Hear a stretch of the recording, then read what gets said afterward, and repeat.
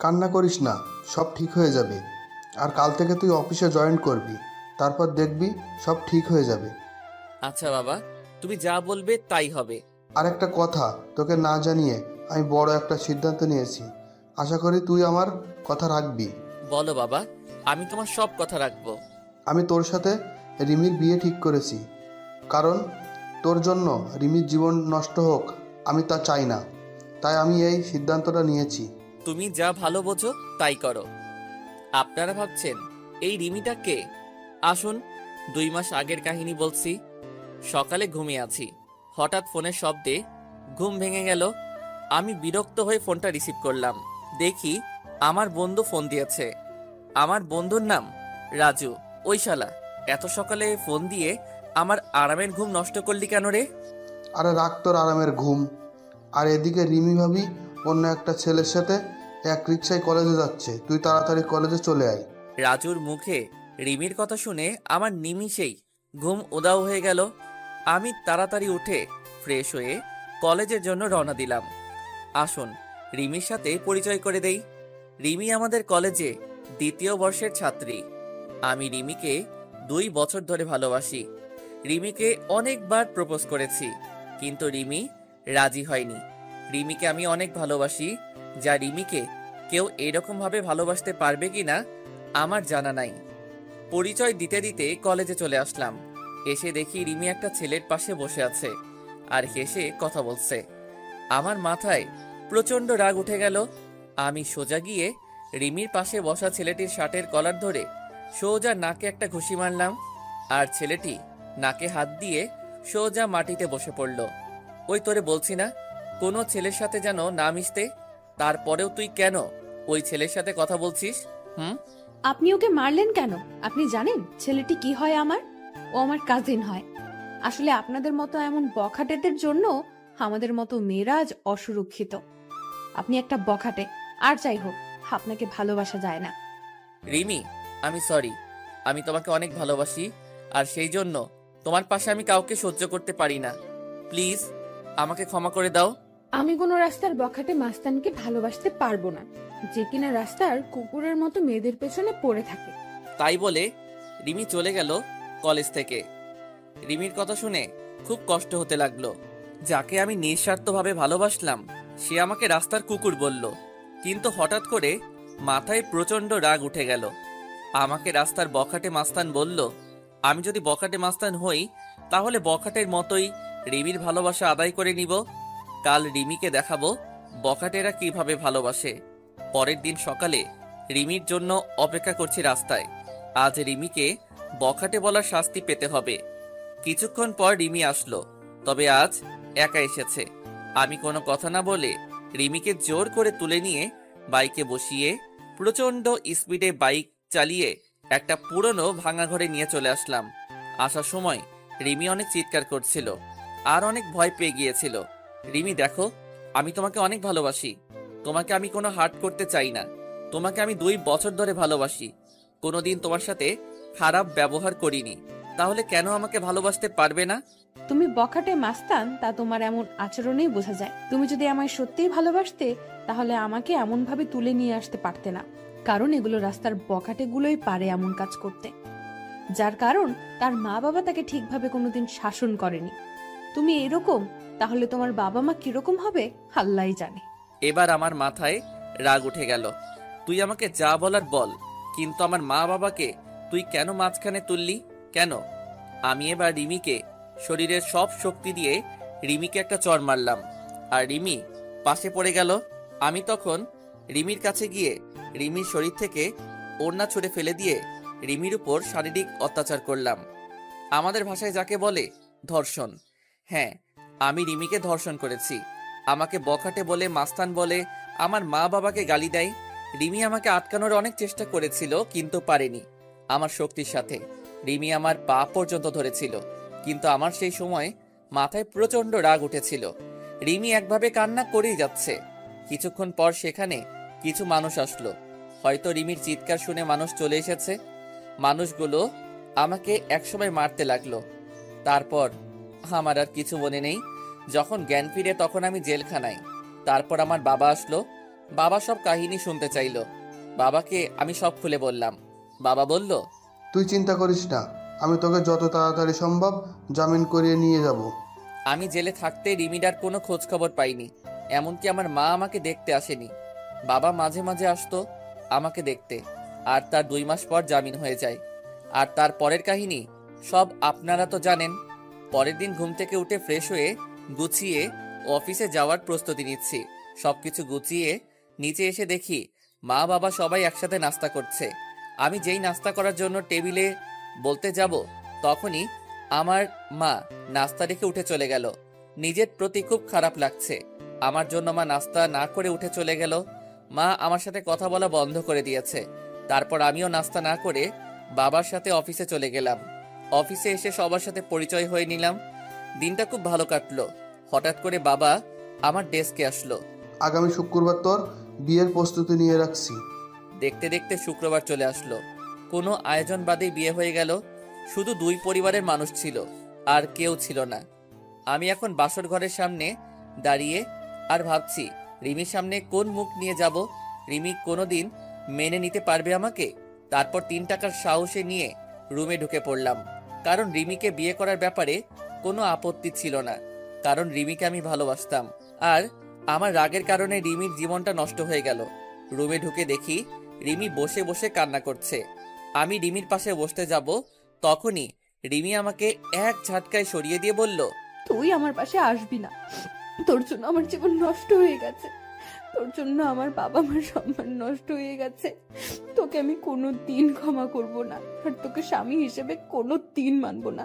তুই কোনোদিন আমার কাছে স্বামীর অধিকার দেখাতে আসবি না। রিমি, আমি তোমাকে এর আগেও ভালোবাসতাম, আর এর পরেও ভালোবাসবো। সেদিন রাগের মাথায় ওসব কাজ করেছি। প্লিজ আমাকে ক্ষমা করে দাও। আমার ঘুম আসতেছে, আমি ঘুমাবো। আর রাস্তার বখাটে মাস্তানের সাথে আমি এক খাটে ঘুমাতে পারবো না। আর যদি আবার রাগ হয়, তাহলে আবার আমাকে রাস্তার কুকুরের মতো ভোগ করো। সেটা তো তুমি খুব ভালো করেই পারবে। তাই বলে রিমি ঘুমিয়ে পড়ল, আর আমি নিচে বিছানা পেতে ঘুমিয়ে পড়লাম। রিমি আমাকে কোনোদিন মেনে নেবে না, সেটা আমি জানতাম। কিন্তু রিমি কেন বোঝে না যে আমি রিমিকে অনেক ভালোবাসি? রিমি বিছানায় শুয়ে পড়ল, আর আমি নিচে একটা চাদর আর বালিশ নিয়ে শুয়ে পড়লাম। সকালে ঘুম থেকে উঠে দেখি রিমি এখনো শুয়ে আছে, কিন্তু রিমি অনেক চেঞ্জ হয়ে গেছে। আগে মেয়েটা অনেক সুন্দর ছিল, এই 2 মাসে রিমি অনেক শুকিয়ে গেছে। মনে হয় নিজের শরীরের যত্ন নেয় না। রিমি নড়াচড়া করছে, মনে হয় ঘুম থেকে এখনই উঠে পড়বে। তাই আমি তাড়াতাড়ি বাথরুমে ঢুকে পড়লাম ফ্রেশ হতে। ফ্রেশ হয়ে বাইরে বেরিয়ে দেখি রিমি হাঁটু ভাঁজ করে বিছানার উপর মাথা নিচু করে বসে আছে। কি হয়েছে রিমি, তুমি এমন ভাবে বসে আছো কেন? ফ্রেশ হবে না? এবার রিমি মাথা তুললো, দেখি রিমি কান্না করছে। মুহূর্তের মধ্যে মনটা খারাপ হয়ে গেল। আমি কান্না করি আর যাই করি, আপনাকে না দেখলেও চলবে। যে মানুষটা আমার সবকিছু শেষ করে দিয়েছে, আমার স্বপ্ন, আশা, ইজ্জত, যে মানুষটা নিমেষেই সব শেষ করে দিয়েছে, তার সাথে আমার এক রুমে থাকতে হচ্ছে। কতটা ঘৃণা করি আপনাকে জানেন আপনি? আপনাকে দেখলে আমার মনে হয় যে নিজেকে শেষ করে দেই। আর আজ পরিস্থিতির কারণে আপনি আমার স্বামী, তাই আমি আমার মতো থাকবো, আর আপনি আপনার মতো। আর যদি রাস্তার কুকুরদের মতো যদি আবার আমাকে ভোগ করতে চান, তাহলে করতে পারেন। কারণ বিয়ের আগে আপনি একটা মেয়ের বেঁচে থাকার সম্বলকে ছিনিয়ে নিয়েছেন। তাই আপনাকে আমি ঘৃণা করি, আর আজীবন ঘৃণা করব। আমি কোনো কথা না বলে সোজা বাইরে চলে আসলাম। কিছুক্ষণ হেঁটে বাসায় আসলাম, আর ভাবতে লাগলাম রিমিকে কোনোদিন ইচ্ছার বিরুদ্ধে স্পর্শ করব না। মেয়েটা এই 2 মাস অনেক অপমান সহ্য করতে হয়েছে, তাই রিমি যেন সুখে থাকে, তাই তাকে তার মতো থাকতে দেব। বাসায় এসে দেখি মা আর রিমি রুমে রান্না করছে। মা আর রিমি তারা দুজনে হেসে হেসে কথা বলছে। মনটা ভালো হয়ে গেল যে রিমি মাকে আপন করে নিয়েছে। আমি সোজা রুমে চলে আসলাম, এসে গুছিয়ে নিলাম। অফিস যেতে হবে। ব্যাগ নিয়ে নিচে এসে দেখি মা আর রিমি একসাথে বসে নাস্তা করছে। আমি একটু না অনেক অবাক হলাম, কারণ মা আমাকে ছাড়া কোনোদিন নাস্তা করেনি। খুব কষ্ট হতে লাগলো। দেখলাম আমার নাস্তাটা টেবিলের একপাশে রাখা আছে। আমি একবার রিমি আর একবার মায়ের দিকে তাকালাম, দেখি তারা মাথা নিচু করে নাস্তা করছে। আমার ভীষণ রাগ হতে লাগলো, কারণ তারা আমাকে একবারও ডাকলো না নাস্তা করতে। তাই আমি নাস্তা না করেই অফিসে চলে গেলাম। গিয়ে আব্বুর সাথে সবকিছু দেখাশোনা করতে থাকলাম। আমি এখন আর বন্ধুদের সাথে তেমন বেড়াই না। দুপুরে লাঞ্চ টাইমে আমি আর বাবা গাড়িতে করে বাসায় আসলাম দুপুরের খাবার খেতে। আমি আর বাবা টেবিলে বসলাম। দেখলাম বাবাকে প্লেট ভাত সবকিছু এগিয়ে দিচ্ছে মা আর রিমি, কিন্তু আমার সামনে কেউ কিছু দিচ্ছে না। সবাই দুপুরের খাবার খাওয়া শুরু করে দিলে কিন্তু আমার উপর কোনো কারোর নজর নেই। খুব কষ্ট হতে লাগলো যে মা আমাকে খাবার না দিয়ে কোনোদিন খাইনি, আর আজ এটা কি হলো। খুব হাসি পাচ্ছে আর বুকের মধ্যে চিনচিন করে ব্যথা করছে। তখন বাবা আমার দিকে একটা প্লেট এগিয়ে দিল আর কিছু ভাত দিল। আমি না খেয়ে উঠে পড়লাম আর বাইরে চলে আসলাম। এখন আর অফিসে যাব না, তাই বাইরে গিয়ে কিছু খেয়ে এক প্যাকেট সিগারেট কিনলাম আর চলে আসলাম আমাদের পুরনো আড্ডাখানায়। সেখানে রাত 10টা পর্যন্ত আড্ডা দিয়ে বাড়ির দিকে রওনা দিলাম। রাস্তায় একটা ফুচকার দোকান দেখলাম। আগে রিমি ফুচকা খুব পছন্দ করত, তাই রিমির জন্য কিছু ফুচকা নিলাম। তারপর বাসায় চলে আসলাম। রুমে এসে দেখি রিমি টিভি দেখছে। আমি রিমির দিকে প্যাকেটটা বাড়িয়ে দিলাম। রিমি একবার প্যাকেটের দিকে তাকিয়ে আবার টিভি দেখায় মনোযোগ দিল। কি হলো, ধরো, তুমি তো আগে প্রচুর ফুচকা খেতে। নাও, তোমার জন্য নিয়ে আসলাম। আপনাকে বলেছি না আমার বিষয়ে আপনার কোনো অধিকার ফলানোর চেষ্টা করবেন না। আর আপনি কি ভাবছেন আপনার হাতের জিনিস আমি খাবো? ভাবলেন কিভাবে? আপনার ওই নোংরা হাতে আমি কোনোদিন বিষ পর্যন্ত খাবো না। যে একটা মেয়ে সম্মান দিতে পারে না তার হাতের জিনিস খেলে আমার পাপ হবে। যত সব রাস্তার কুত্তা, বখাটে মাস্তান। আবার আপনাকে গালি দিলাম। এখন তো আর জোর করে কোনো মেয়েকে ধর্ষণ করতে হবে না, আর সে চাইলেই আর আটকাতে পারবে না। আমি আর কোনো কথা বললাম না। প্যাকেটটা টেবিলের উপর রেখে আমি ফ্রেশ হতে চলে গেলাম। ফ্রেশ হয়ে এসে দেখি রিমি ঘুমায় পড়ছে। আমি কিছুক্ষণ রিমির দিকে তাকিয়ে শুয়ে পড়লাম, কারণ রিমি যতই আমাকে গালাগালি দিক, এসবের জন্য দায়িত্ব আমি, আর আমি রিমিকে অনেক ভালোবাসি। এভাবে কিছুদিন চলে গেল। এই কয়দিন মা আমার সাথে একবারও কথা বলেনি, আর রিমি কথা বললেই গালাগালি দিত আর অবহেলা করত। আমি আর সহ্য করতে পারতি না আপনজনের অবহেলাগুলো। আমি এই কয়দিন বাড়িতে খাবার খাইনি, কিন্তু কেউ একবারও জিজ্ঞাসা করেনি কিছু খাইছি কিনা। আজ অফিসে বসে কাজ করছি, আর তখন বাবা এসে বলল রিমি নাকি হঠাৎ করে শরীর খারাপ হয়েছে, মাথা ঘুরে পড়ে গেছে। আমি আর বাবা তাড়াতাড়ি গাড়ি নিয়ে বাসায় চলে আসলাম। এসে দেখি রিমি আর মা রিমির সাথে কথা বলতেছে। রিমি বিছানায় শুয়ে আছে আর মা রিমির মাথায় হাত বুলিয়ে দিচ্ছে। আমি আসা মাত্রই মা রুম থেকে চলে গেল। আমি গিয়ে রিমির পাশে বসলাম আর রিমি একটু দূরে সরে গেল। কি হয়েছে তোমার? বাবা বলল তোমার শরীর খারাপ। কি হলো বলো, কি হয়েছে? বড় সমস্যা হলে ডাক্তারের কাছে নিয়ে যাব। আমি মা হতে চলেছি। কি? আমি বাবা হতে চলেছি? এত খুশি সংবাদ, আর তুমি এমন মনমনা হয়ে বলছো কেন? তুমি জানো না আমি কত খুশি। আমি অ্যাবর্শন করব। মানে ঠিক বুঝলাম না। আমি এই বাচ্চা চাই না, আমি অ্যাবর্শন করব। কি বলছো এসব? বাচ্চা অ্যাবর্শন করবে মানে? পাগল হলে নাকি তুমি? আমি কিছুতেই হতে দিব না। আমার বাচ্চা আমি নষ্ট করতে দেব না। আমার পেটে আমি কোনো বখাটে মাস্তানের ধর্ষণকারীর বাচ্চা রাখতে পারবো না। আমার পেটে কোনো অমানুষের বাচ্চা রাখতে দেব না। তাই আমি ডিসিশন নিয়েছি, আমি অ্যাবর্শন করব। রিমি, তুমি যা শাস্তি দিবে আমাকে দাও, কিন্তু আমার নিষ্পাপ বাচ্চাকে তুমি কোনো ক্ষতি করো না। সে তো আর কোনো দোষ করেনি। প্লিজ, তুমি এমন করো না। তুমি আমাকে যা শাস্তি দিবে আমি সব মাথা পেতে নিব, কিন্তু আমার বাচ্চাটাকে কোনো ক্ষতি করো না। তোমার পায়ে পড়ি প্লিজ, এমন বড় শাস্তি আমাকে দিও না। আমার পেটে যে বাচ্চা সে একটা অমানুষের বাচ্চা, একজন বখাটের বাচ্চা, যে নিজের ভালোবাসা পাওয়ার জন্য একটা মেয়েকে জীবিত লাশ করে দিতে পারে। আর তার বাচ্চা বড় হলে তার বাবার মতো হবে না, সেটা কেউ বলতে পারে? তাই আমার পেটে কোনো অমানুষের বাচ্চা পেটে ধরে রাখতে পারবো না। আর এই বাচ্চা যদি বড় হয়ে তার বাবার মতো অমানুষ হয়, তাই আগে থেকে আমি পৃথিবীতে কোনো অমানুষ নিয়ে আসতে পারবো না। প্লিজ রিমি, তুমি আমাকে যা বলার বলো, কিন্তু আমার বাচ্চাকে কিছু বলো না। আমি তোমাকে কথা দিলাম, আমার বাচ্চা পৃথিবীর আলো দেখার সাথেই তোমার থেকে অনেক দূরে নিয়ে যাব। আমার বাচ্চার চেহারা পর্যন্ত তোমাকে দেখতে দেব না। তার আগে আমি সবকিছু ছেড়ে চলে যাব। আমার কান্না দেখে রিমির হয়তো কিছুটা মায়া হলো, তাই সে আর কিছু বলল না। আমার সামনে থেকে উঠে চলে গেল। আমি ওখানে বসে বসে ভাবছি, নিজের সন্তানকে কেউ কোনোদিন এভাবে বলে আমার কোনোদিন জানা ছিল না। রিমির সাথে না হয় আমি একটা অন্যায় করেছি, কিন্তু সে তো আমার বউ হয়। আমি তো রিমিকে বউয়ের মর্যাদা দিয়েছি, তাহলে কেন রিমি আমার সাথে এমন করছে? রিমিকে তো আমি অনেক ভালোবাসি, রিমি কেন বোঝে না? আমি বাইরে চলে আসলাম আর এক প্যাকেট সিগারেট নিলাম, নিয়ে ছাদে চলে আসলাম আর মনের সব দুঃখ ধোঁয়ার সাথে উড়িয়ে দিচ্ছি। আমার সন্তান জন্ম নেওয়ার সাথে সাথে আমি সবার থেকে ওকে দূরে নিয়ে চলে যাব। কেউ যেন তাকে অমানুষের বাচ্চা না বলতে পারে। রিমি তো আমার সন্তানকে কোনো দিন মেনে নেবে না, তাই সবাইকে বোঝার আগে আমি আমার সন্তানকে নিয়ে অনেক দূরে চলে যাব। চাইলেই আর খুঁজে পাবে না। সিগারেট শেষ করে নিচে আসলাম, এসে দেখি সবাই একসাথে বসে রাতের খাবার খাচ্ছে। আমার মনটা আবার খারাপ হয়ে গেল। আজকেও আমাকে না ডেকে সবাই একসাথে খাওয়া শুরু করে দিয়েছে। আমি আমার রুমের দিকে যাচ্ছি, তখন বাবা আমাকে ডাকলো খাবার খেতে। আমার ক্ষুধা নাই বলে রুমে চলে আসলাম। আমার মায়ের কাছে আমি এতটাই ঘৃণার পাত্র হয়ে গেলাম যে আমার সাথে এই কয়টা দিন একটা কথাও বলেনি। আমি নিচে বিছানায় পেতে শুয়ে পড়লাম। কখন যে ঘুমিয়ে পড়েছি ঠিক নেই। সকালে উঠে দেখি রিমি খাটের উপর নেই, হয়তো নিচে গেছে। আমি উঠে ফ্রেশ হয়ে নাস্তা না করে অফিসে চলে আসলাম। বিকালে অফিস শেষে বাসায় আসার সময় রিমির জন্য কিছু জিনিস নিয়ে নিলাম। কিছু ফল আর মাদার হরলিক্স আর অন্যান্য মায়ের শরীরের উপকারে আসে সব কিছু নিয়ে আসছি। তখন অঝোর ধারায় বৃষ্টি হতে লাগলো। আজ খুব বৃষ্টিতে ভিজতে ইচ্ছা করছে। অনেকদিন বৃষ্টিতে গোসল করিনি।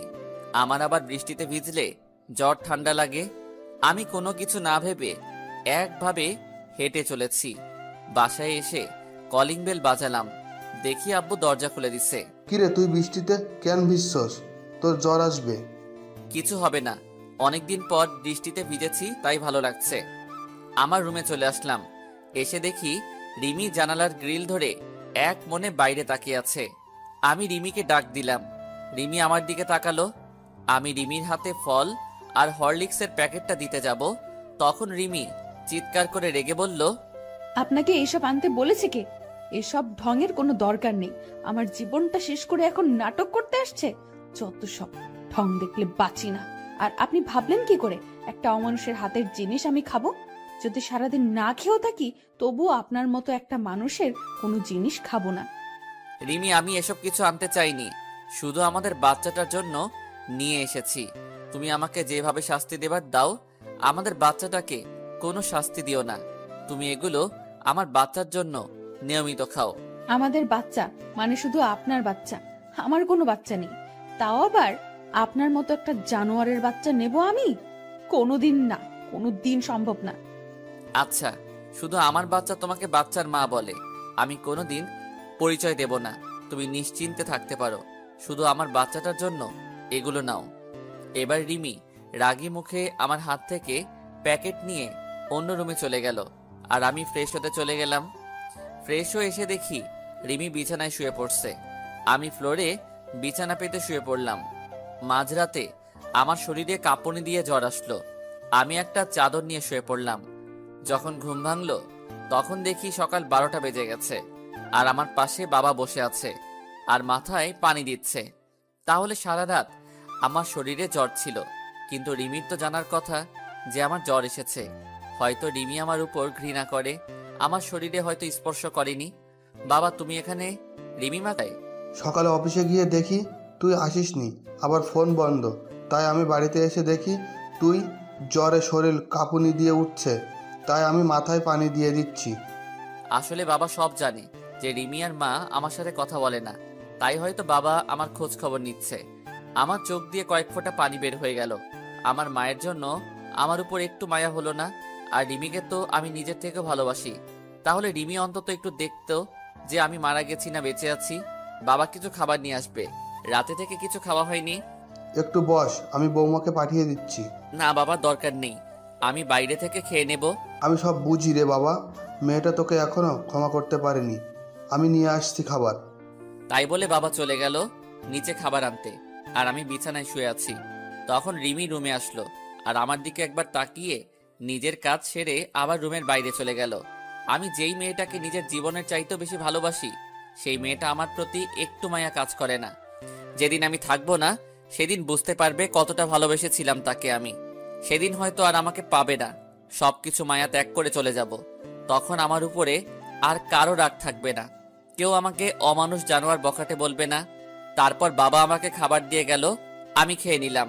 তারপর বিকালের দিকে একটু শরীরটা ভালো হলো, আমি আস্তে আস্তে উঠে বাইরে চলে আসলাম, আর কিছু খেয়ে নিলাম। এভাবে চলে গেল 2 দিন।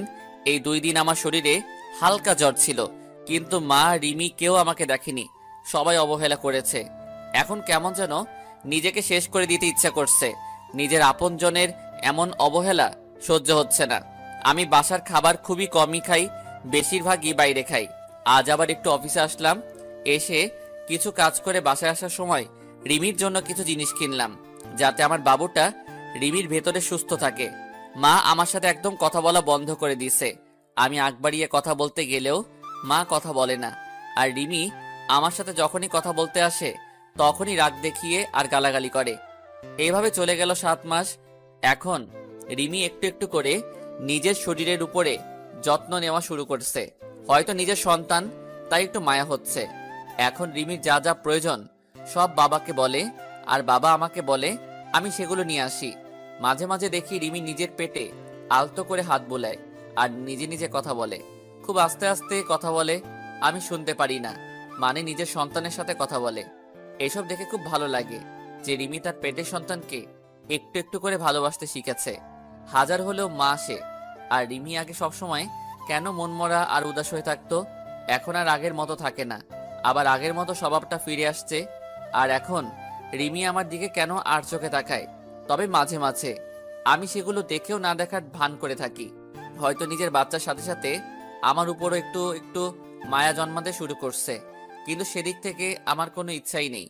আমি সারাদিন আমার মতো থাকি, আর রিমি রিমির মতো। আজ মাঝরাতে হঠাৎ করে ঘুমটা ভেঙে গেল, উঠে দেখি রিমি ঘুমিয়ে আছে, আর এতটা হাত রিমির পেটের উপর। হয়তো বাচ্চাকে আদর করতে করতে ঘুমিয়ে পড়েছে। আমি এবার উঠে রিমির পাশে গিয়ে বসলাম, আর আমার হাতটা রিমির পেটে আলতো করে রাখলাম। খুব ভালো লাগছে আমার। ছোট বাবুটা রিমির মধ্যে আস্তে আস্তে বড় হচ্ছে। আমি আস্তে আস্তে মাথাটা নিচু করে রিমির পেটে চুমু খেতে যাব, তখন রিমির ঘুমটা ভেঙে যায়। আর রিমির পেটে আমার হাত দেখে আর আমার মুখটা রিমির পেটের কাছে দেখে রিমির চোখ রাগে ভরে গেল। আর রিমি আমাকে আমার পাওনাটা বুঝিয়ে দিল।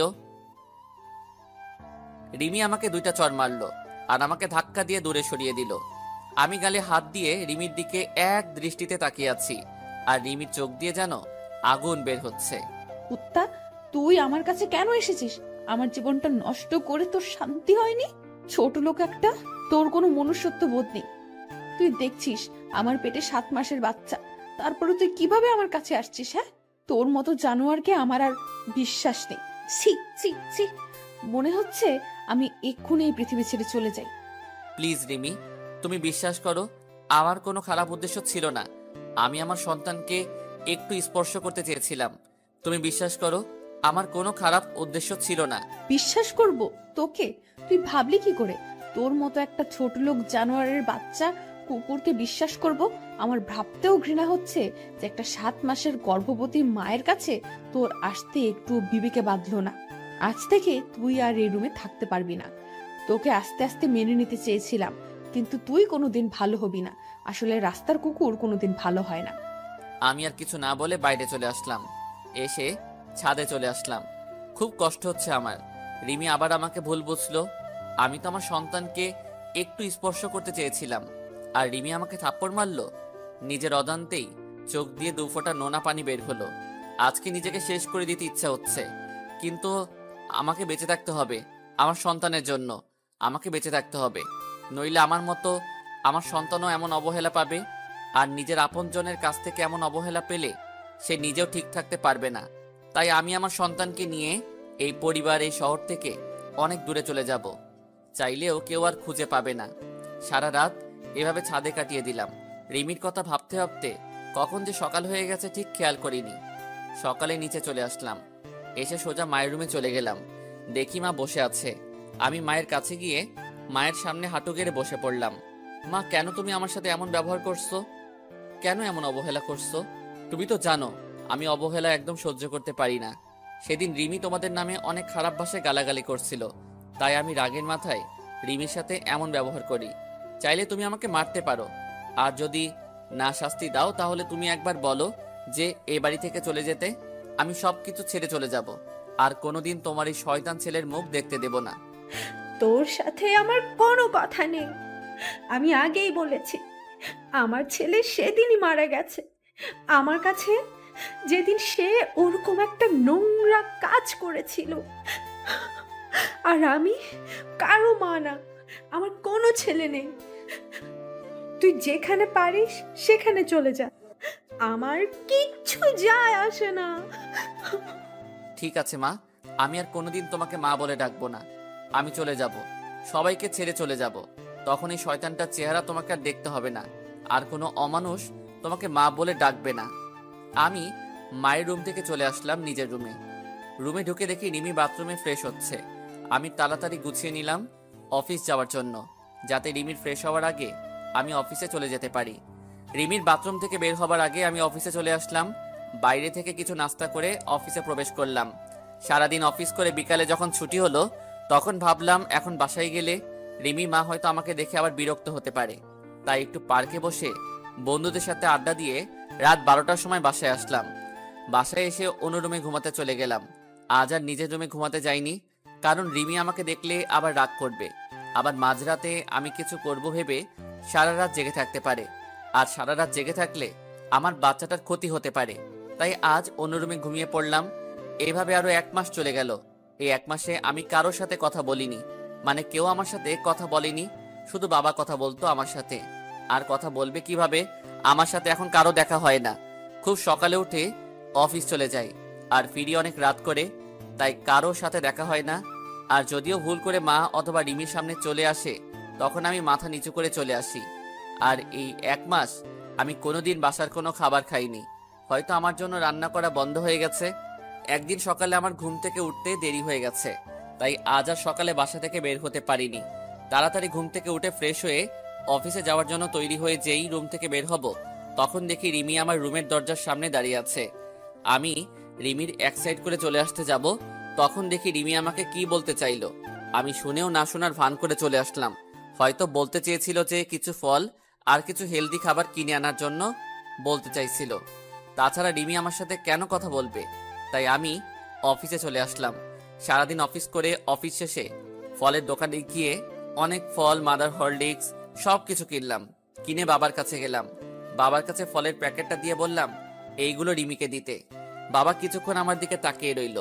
বাবা সবকিছু জানে যে মা আর রিমি আমার সাথে কথা বলে না, কিন্তু বাবা কিছু বলতে পারে না। দোষটা তো আমারই ছিল। তারপর অফিস শেষ করে রাত 11:30 বাসায় আসলাম।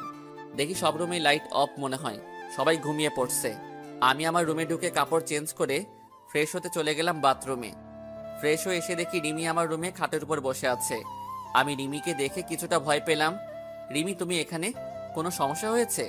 সমস্যা হলে আমাকে ডাকতে পারতে, তুমি কষ্ট করে কেন এলে? রিমি ভাবছে আমি এতদিন শুধু শুধু মানুষটাকে খারাপ ভেবেছি, কত গালাগালি দিয়েছি, আর সেই মানুষটা আমার সাথে কোনোদিন খারাপ কথা বলেনি, এমনকি আমার উপর কোনোদিন রাগ পর্যন্ত করেনি। রিমি, কি ভাবছো তুমি? এখন কেউ আমাকে খাবার খেতে ডাকেনি, আর এখন না ডাকলেই চলবে। তুমি যাও, ঘুমিয়ে পড়ো। বেশি রাত জাগলে আমার সন্তানের আবার ক্ষতি হতে পারে, আর আমি চাই না আমার জন্য আমার সন্তানের কোনো ক্ষতি হোক। আসলে সেদিন রাতে আপনাকে ওইভাবে দেখে খুব ভয় আর রাগ উঠে গিয়েছিল, তাই আপনার সাথে সেদিন খারাপ ব্যবহার করেছিলাম। এখন আর ওগুলো নিয়ে আমি আর ভাবি না, সবকিছু অভ্যাস হয়ে গেছে। এখন আর মন খারাপ হয় না। তাই বলে আমি চাদর টেনে শুয়ে পড়লাম, আর রিমি মুখটা মলিন করে চলে গেল। আর আমি ভাবতে থাকলাম রিমি এতদিন পরে আমার সাথে কথা বলল, খুব ভালো লাগছে। রিমি তাহলে আমাকে ফিল করতে শুরু করেছে। কিন্তু আগেরকার কথা মনে পড়তেই সবকিছু অন্ধকার হয়ে গেল। রিমির বলা সেই পুরনো কথাগুলো মনে পড়তেই আবার আমার মনটা বিষণ্ণতায় ছেয়ে গেল। আমি তো মাকে কথা দিয়েছি যে সবকিছু ছেড়ে অনেক দূরে চলে যাব, আর মা আমাকে তার ছেলে বলে মানে না। যখন আমি কার জন্য এখানে থাকবো? তাই সবকিছু মাথা থেকে ঝেড়ে ঘুমিয়ে পড়লাম। সকালে ঘুম থেকে উঠে ফ্রেশ হয়ে অফিসের জন্য রওনা হব, তখন আবার রিমি আমার রুমে আসলো। আমি সেদিকে কোনো খেয়াল না করে বললাম, এত সকালে ঘুম থেকে উঠছো কেন? যাও, যে শুয়ে পড়ো। আর কিছু লাগলে বলতে পারো, বাবার কাছে কিনে পাঠিয়ে দেব। না, মানে আপনি প্রতিদিন খুব সকালে অফিসে চলে যান, তাই জানতে আসলাম সকালের নাস্তাটুকু করেন না।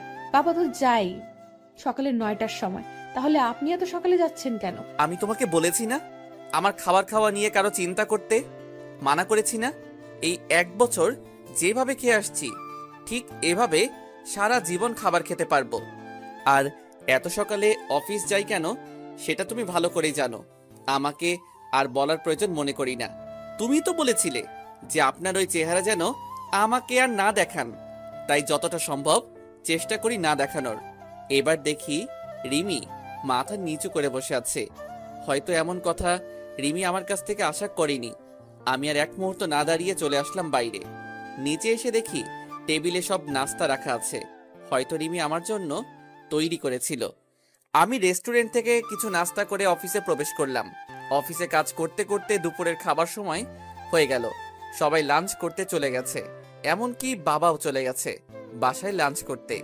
আর আমি নিজের ডেস্কে বসে আছি। তখনই আমার ফোনটা বেজে উঠল। আমি রিসিভ করলাম। একটা আননোন নাম্বার থেকে ফোন এসেছে। কোনো কাজ নেই তাই ফোনটা রিসিভ করলাম। হ্যালো, আসসালামু আলাইকুম। ওয়ালাইকুম আসসালাম। কে বলছেন আপনি? আমি রিমি বলছি। আপনি দুপুরে লাঞ্চ করতে বাসায় আসছেন না? আসলে রিমি আমাকে এই প্রথম ফোন দিল তো, তাই নাম্বার আর কণ্ঠ চিনতে পারিনি।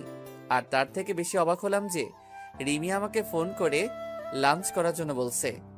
আমি বাইরে থেকে লাঞ্চটা করে নিয়েছি। আর আমি লাঞ্চ করেছি কিনা করেছি তা কেউ না ভাবলে খুশি হতাম। এতদিন যখন কেউ কোনো খোঁজ খবর রাখিনি, তাই এখনো খোঁজ খবর না রাখলে আমি না খেয়ে মরবো না। মিথ্যা বললাম। তাই বলে আমি ফোনটা রেখে দিলাম।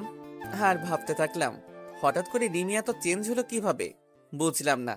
সকালে নাস্তা করেছে কিনা, দুপুরে লাঞ্চ করেছে কিনা সব জানতে চাইছে। এর কারণটা কি হতে পারে? হয়তো আমার উপর হালকা করুণা করছে, কিন্তু আমি কারো উপর করুণা হতে চাই না। এতদিন কিভাবে ছিলাম তা একটা বারও কেউ খোঁজ খবর নেয়নি, তাই এতদিন খোঁজ নেওয়ার কোনো দরকার নেই। তারপর আমি উঠে গিয়ে বাইরে থেকে লাঞ্চ করে নিলাম। তারপর আবার অফিসের কাজে মনোযোগ দিলাম। অফিস শেষ হয়ে গেল। আমি বাইরে বের হয়ে আমার প্রতিদিনের কাজ করতে থাকলাম। মানে কিভাবে সময় অপচয় করে রাত 12টার সময় বাসায় যাওয়া যায়। রাত 9টা বাজে আমি বন্ধুদের সাথে সিগারেট টানছি আর আড্ডা দিচ্ছি। সেই সময় আবার আমার ফোনটা বেজে উঠল। আমি ফোন হাতে নিয়ে দেখি রিমি ফোন দিছে। আমি কেটে দিলাম। এইভাবে বেশ কয়েকবার ফোন দেওয়ার পর আমি রিসিভ করলাম। হ্যালো, ফোন দিয়েছো কেন? আপনি বাসায় আসবেন না। দেরি আছে বাসায় যাওয়ার। না মানে আর কোনো কিছু বলতে না দিয়ে ফোন কেটে দিলাম। তারপর আবার আড্ডাতে মনোযোগ দিলাম। তারপর 11টার সময় বাসায় আসলাম। এসে কাপড় চেঞ্জ করে ফ্রেশ হতে চলে গেলাম। ফ্রেশ হয়ে এসে আমার রুমের বেলকনিতে দাঁড়িয়ে সিগারেট টানছি আর পুরানো কথা ভাবছি। আপনি সিগারেট কেন খাচ্ছেন? জানেন না এসব খেলে শরীর খারাপ হয়? আমি চমকে উঠলাম। পিছনে তাকিয়ে দেখি রিমি কথাগুলো বলল। আমি সিগারেট খেয়ে বেঁচে আছি, তাই সিগারেটের বিষয়ে আর কোনো কথা না বললে খুশি হব। প্লিজ ওইটা ফেলে দিন। কাশি হচ্ছে আমার আর কষ্ট হচ্ছে, প্লিজ ফেলে দিন। দেখলাম রিমি এক হাত পেটে দিয়ে কাশতে লাগলো। আমার বুকের মধ্যে কেমন অজানা এক ব্যথা অনুভব করলাম, কারণ রিমিকে যে আমি এখনো অনেক ভালোবাসি আর তার মধ্যে গড়ে উঠছে আমার বাবুটা। তাই সিগারেটটা ফেলে দিয়ে রিমির এক হাত ধরে বিছানার উপর বসালাম আর 1 গ্লাস পানি এগিয়ে দিলাম। এত রাতে না ঘুমিয়ে এখানে কি করছো? আর আমার চেহারা দেখাতো। তোমার পাপ। তুমি আমার রুমে এসেছো, আমাকে দেখছো, কথা বলছো, তোমার পাপ হবে। তুমি চলে যাও আর হাতটা রুমে গিয়ে ডেটল দিয়ে ভালো করে পরিষ্কার করে নিবে, কারণ আমি তো একটা অমানুষ। আর একজন নোংরা মানুষ কাউকে স্পর্শ করলে তা ভালোভাবে ধুয়ে পরিষ্কার করে নিবে। রিমি আমার দিকে কেমন কান্না কান্না ভাবে তাকিয়ে আছে, মনে হয় এখনই কেঁদে দেবে। চোখে পানি জমা হচ্ছে। প্লিজ আমাকে ক্ষমা করে দিন। আপনার সাথে অনেক খারাপ ব্যবহার করেছি, অনেক অবহেলা করেছি, প্লিজ মাফ করে দিন। তুমি কেন মাপ চাইছো? তোমার কোনো দোষ নেই, সব দোষ তো আমার। কারণ আমি যে একটা জানোয়ার, রাস্তার কুকুর, অমানুষ আর সবচেয়ে বড় অন্যায় করেছি তোমার জীবনটা নষ্ট করে। তুমি আমাকে মাফ করে দাও তোমার সুন্দর জীবনটা নষ্ট করার জন্য। হয়তো তুমি আমার থেকে ভালো কাউকে আশা করেছিলে, কিন্তু তোমার জীবনে আমার মতো এতটা অমানুষ আসবে এটা তুমি হয়তো আশা করনি। যা হবার হয়ে গেছে, তুমি এখন গিয়ে ঘুমিয়ে পড়ো। আর তোমার জীবন আগের মতো সুন্দর করে দেওয়ার দায়িত্ব আমার। তুমি আবার আগের মতো চলাফেরা করবে। শুধু আমার বাবুটা বাইরে আসতে দাও, তোমাকে চিরদিনের জন্য সুখী করে দেব। যাও, অনেক রাত হয়েছে, বেশি রাত জাগলে শরীরটা খারাপ করবে, তাই ঘুমিয়ে পড়ো। আমি রিমির দিকে তাকিয়ে দেখি রিমি কান্না করছে। হয়তো ওর আর বলার কিছু নেই, কারণ এই কথাগুলো রিমি একদিন আমাকে বলেছিল। তারপর আমি আর একটা সিগারেট ধরিয়ে বেলকনিতে চলে আসলাম, আর রিমি কান্না করতে করতে চলে গেল নিজের রুমে। পরের দিন আবার একই সময়ে বের হয়ে গেলাম অফিসের জন্য। লাঞ্চের সময় আবার রিমি ফোন দিয়ে বলল যে বাবার সাথে যেন আমি বাসায় আসি লাঞ্চ করতে, কিন্তু আমি যাইনি, কারণ আমাকে দেখলে মা আবার বিরক্ত হতে পারে, আর আমি চাই না আমার জন্য মা না খেয়ে থাকুক, তাই আমি আর যাইনি। কিছুক্ষণ পর রিমি আবার ফোন করলো। কি ব্যাপার, আপনাকে না বাবার সাথে বাসায় আসতে বললাম, আপনি কেন আসলেন না? আমি দুপুরে এখন খাই না, না খাওয়ার অভ্যাস হয়ে গেছে, আর এখন আবার খাওয়া শুরু করলে অভ্যাসে পরিণত হবে, তাই আমারটা বাদ দিয়ে তোমারটা চিন্তা করো। তারপর আমি ফোনটা বন্ধ করে নিজের কাজ করতে থাকলাম। অফিস শেষে আবার আমার একটা চাকরি করতে হবে, সেটা হলো সময় নষ্ট, কিভাবে রাত 12টা পর্যন্ত বাইরে থাকা যায়। আজ আর ফোন অন করিনি। ঠিক 12টার সময় বাসায় পৌঁছালাম। রুমে ঢুকতেই দেখি রিমি হাজির। আপনার ফোন বন্ধ কেন? কতবার ফোন দিয়েছি জানেন আপনি? কেন, এ অমানুষটাকে আবার ফোন দেওয়ার কারণ কি? তোমাকে বলেছি না বেশি রাত জাগতে নিষেধ করেছি না, তারপরও কেন রাত জাগো? হ্যাঁ, রাত জাগলে আমার সন্তান, শুধু আমার সন্তানটার ক্ষতি হতে পারে, তাই বেশি রাত জাগবে না, যাও ঘুমিয়ে পড়ো। রিমি আবার আমার দিকে কাঁদো কাঁদো মুখে তাকিয়ে আছে আমার দিকে, চোখের কোণে পানি জমতে শুরু করেছে। রিমি চোখ মুছে বলল, না আসলে ডেলিভারির আর তো বেশি সময় নেই, আর 1 মাস সময় আছে, তাই বলছিলাম কি এই 1 মাস আমার রুমে ঘুমাবেন। কেন তোমার রুমে কেন? আর তাছাড়া একটা জানোয়ারকে তোমার রুমে থাকলে তোমার সমস্যা হবে তো? না, কোনো সমস্যা হবে না, আরো ভালো হবে।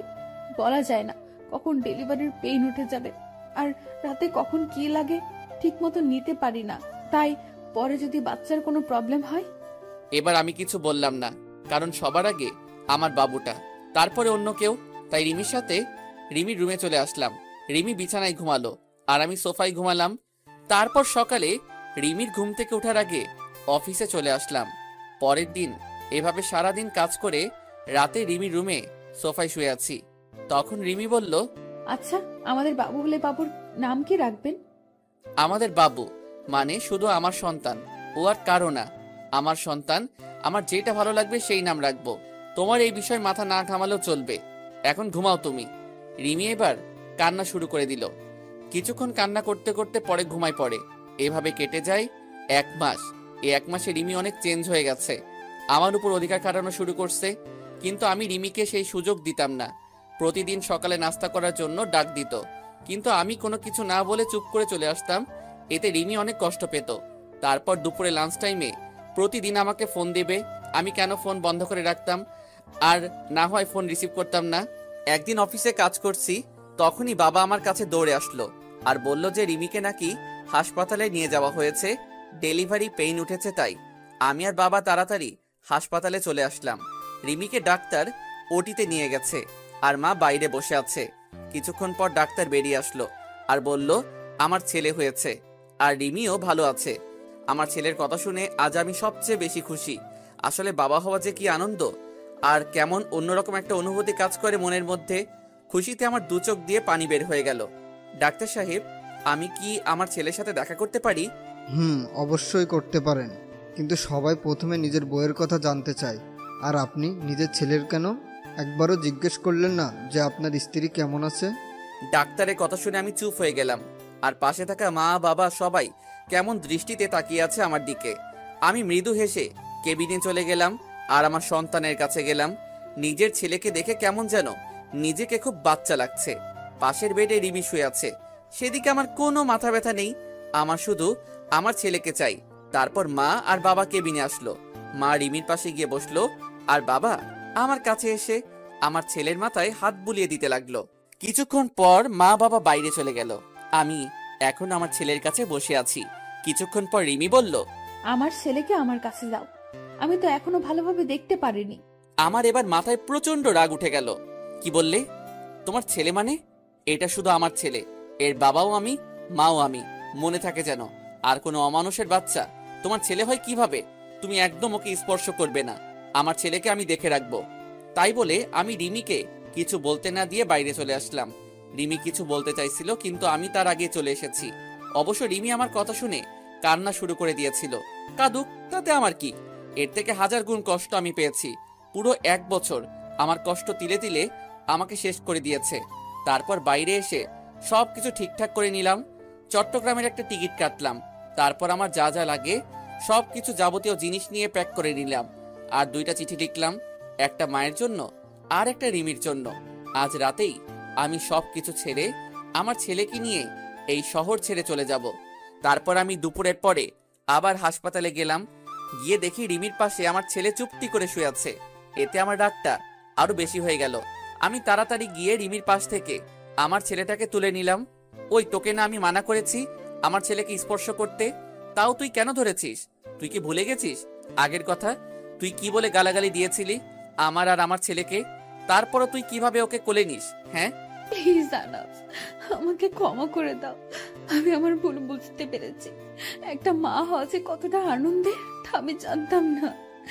প্লিজ আমার ছেলের কাছ থেকে আমাকে দূরে সরিয়ে দিও না। তুমি যা বলবে আমি সব শুনবো, তবু আমার ছেলেকে আমার কাছে ফিরিয়ে দাও। কেন সেদিন মনে ছিল না যেদিন আমার ছেলেকে আর আমাকে জানোয়ার, রাস্তার কুকুর, অমানুষ বলে গালাগালি দিয়েছিলি? তুই তো আমার ছেলেটাকে গালাগালি দিয়েছিস, কিন্তু তার বয়স মাত্র 2 মাস, তার তখন জন্ম হয়নি, তখন তুই গালাগালি দিয়েছিস। কোনো মা তার নবজাতক ছেলেকে এভাবে গালাগালি দিতে পারে না, তাই এর প্রতি তোর কোনো অধিকার নেই, মনে থাকে যেন। তাই বলে আমি ছেলেকে নিয়ে বাইরে একটা চেয়ারে বসে পড়লাম। আর এদিকে রিমি অঝোরধারায় কান্না করতে থাকলো। তারপর বিকাল হতেই দেখি মা বাবা চলে আসলো হাসপাতালে। আমাকে ছেলে নিয়ে এভাবে বাইরে বসে থাকতে রেখে বাবা আমার কাছে আসলো। কিরে, কি হয়ে আমার দুলাভাইকে নিয়ে বাইরে বসে আছিস কেন? ভিতরে গিয়ে বস। বাবা আমাকে ক্ষমা করবে, আমার ছেলেকে আমি দেখতে পারবো। মা বা রিমি আমার ছেলের উপর কোনো অধিকার না দেখালে খুশি হব। দেখ বাবা, এতদিন যা হয়েছে সব ভুলে যা, আবার নতুন করে শুরু কর তোরা। আর তাছাড়া এখন তোরা 2জন না 3জন। বাবা তুমি কি ভুলে যেতে বলছো? আমার জীবনের সবচেয়ে খারাপ কষ্টকর 1 বছর ভুলে যাব? কোনোদিন সম্ভব না বাবা। এতদিন আমাকে যেমন অবহেলা করে এসেছে, তেমনই আমি চাই না আমার ছেলেটা সব সময় আমার মতো অবহেলা নিয়ে বড় হোক। বাবা তুমি আমার আর আমার ছেলের নিয়ে কোনো চিন্তা করতে হবে না, তুমি শুধু মায়ের শরীরের দিকে খেয়াল রাখবে। তাই বলে আমি আমার ছেলেকে নার্সের কাছে দিয়ে বাইরে চলে আসলাম। তারপর সারাদিন বাইরে কাটিয়ে দিলাম। আমার চট্টগ্রামের বাস রাত 11:30 বেজে। তারপর সোজা হাসপাতালে চলে গেলাম। গিয়ে দেখি রিমি ঘুমিয়ে আছে, আর তার হাতের পাশে আমার বাবুটা ঘুমিয়ে আছে। আমি বাবুটাকে কোলে নিয়ে তারপর সেখানে একটা চিঠি রেখে আমার ছেলেকে নিয়ে সোজা বাস স্ট্যান্ডে চলে আসলাম। আর আমার মায়ের জন্য যে চিঠি, সেটা মা কাল সকালে পেয়ে যাবে। তারপর আমি ব্যাগপত্র নিয়ে বাসে উঠে পড়লাম, আর মোবাইলের সিমটা খুলে ভেঙে বাইরে ফেলে দিলাম। আজ সবাইকে ছেড়ে অনেক দূরে চলে যাচ্ছি, হয়তো কোনোদিন আর ফিরে আসা হবে না আমার প্রিয় শহর যশোরে। খুব কষ্ট হবে মা বাবাকে ছেড়ে, কিন্তু কি করব, আমার মা আমার সাথে 1 বছর কথা বলেনি, শুধু অবহেলা পেয়েছি। আর রিমিকে তো আমি ভালোবাসতাম, আমি চেয়েছিলাম সবকিছু ভুলে আবার নতুন করে রিমির সাথে সংসার শুরু করব, কিন্তু রিমি আমার নবজাতক বাচ্চাকে অবহেলা করছে। তার তো কোনো দোষ ছিল না, তাই আমি আর চাই না অবহেলা নিয়ে বেঁচে থাকতে।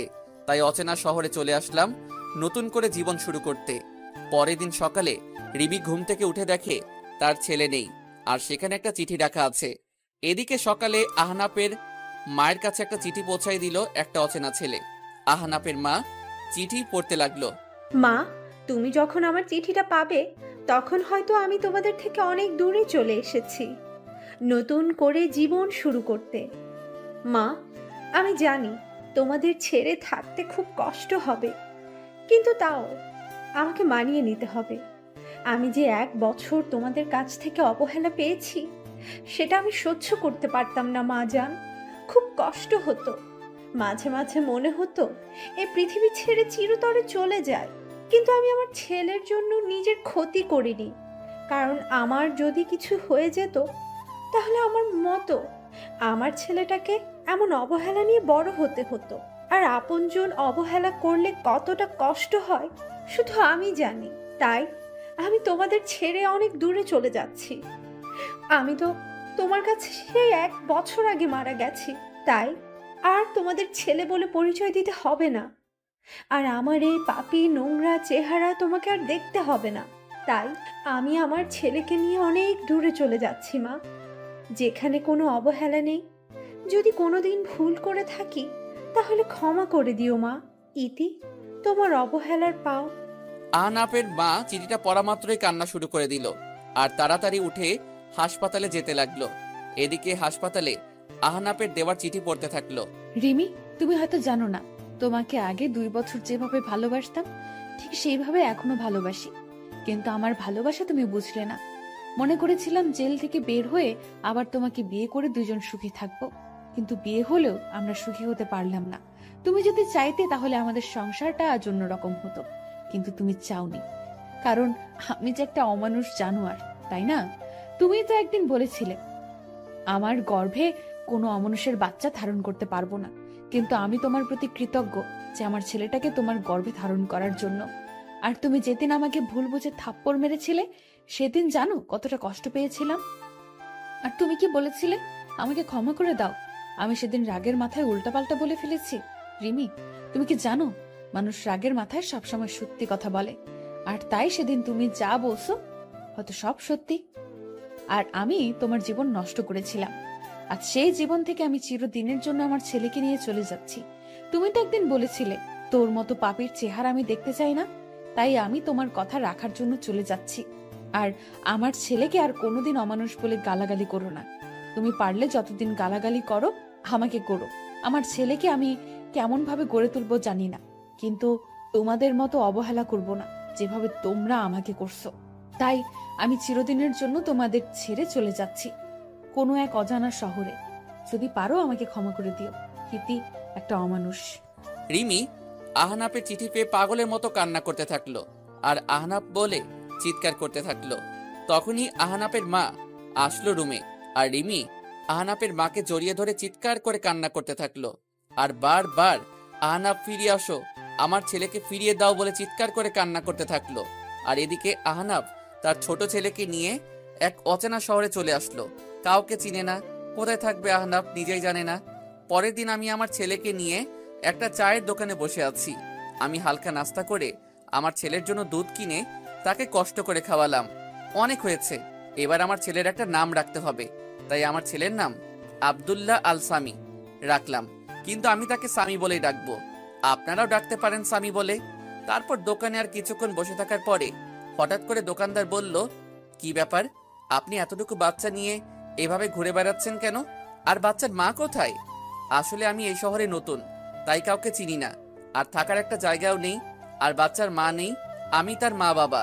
তারপর দোকানদার কি যেন ভেবে বলল, আপনি চাইলে আমার বাড়ির পাশের একটা ছোট বাড়ি আছে, আপনাদের দুজনের থাকার জন্য বেশ ভালো জায়গা। আমি দোকানদারের কথা শুনে বেশ খুশি হলাম।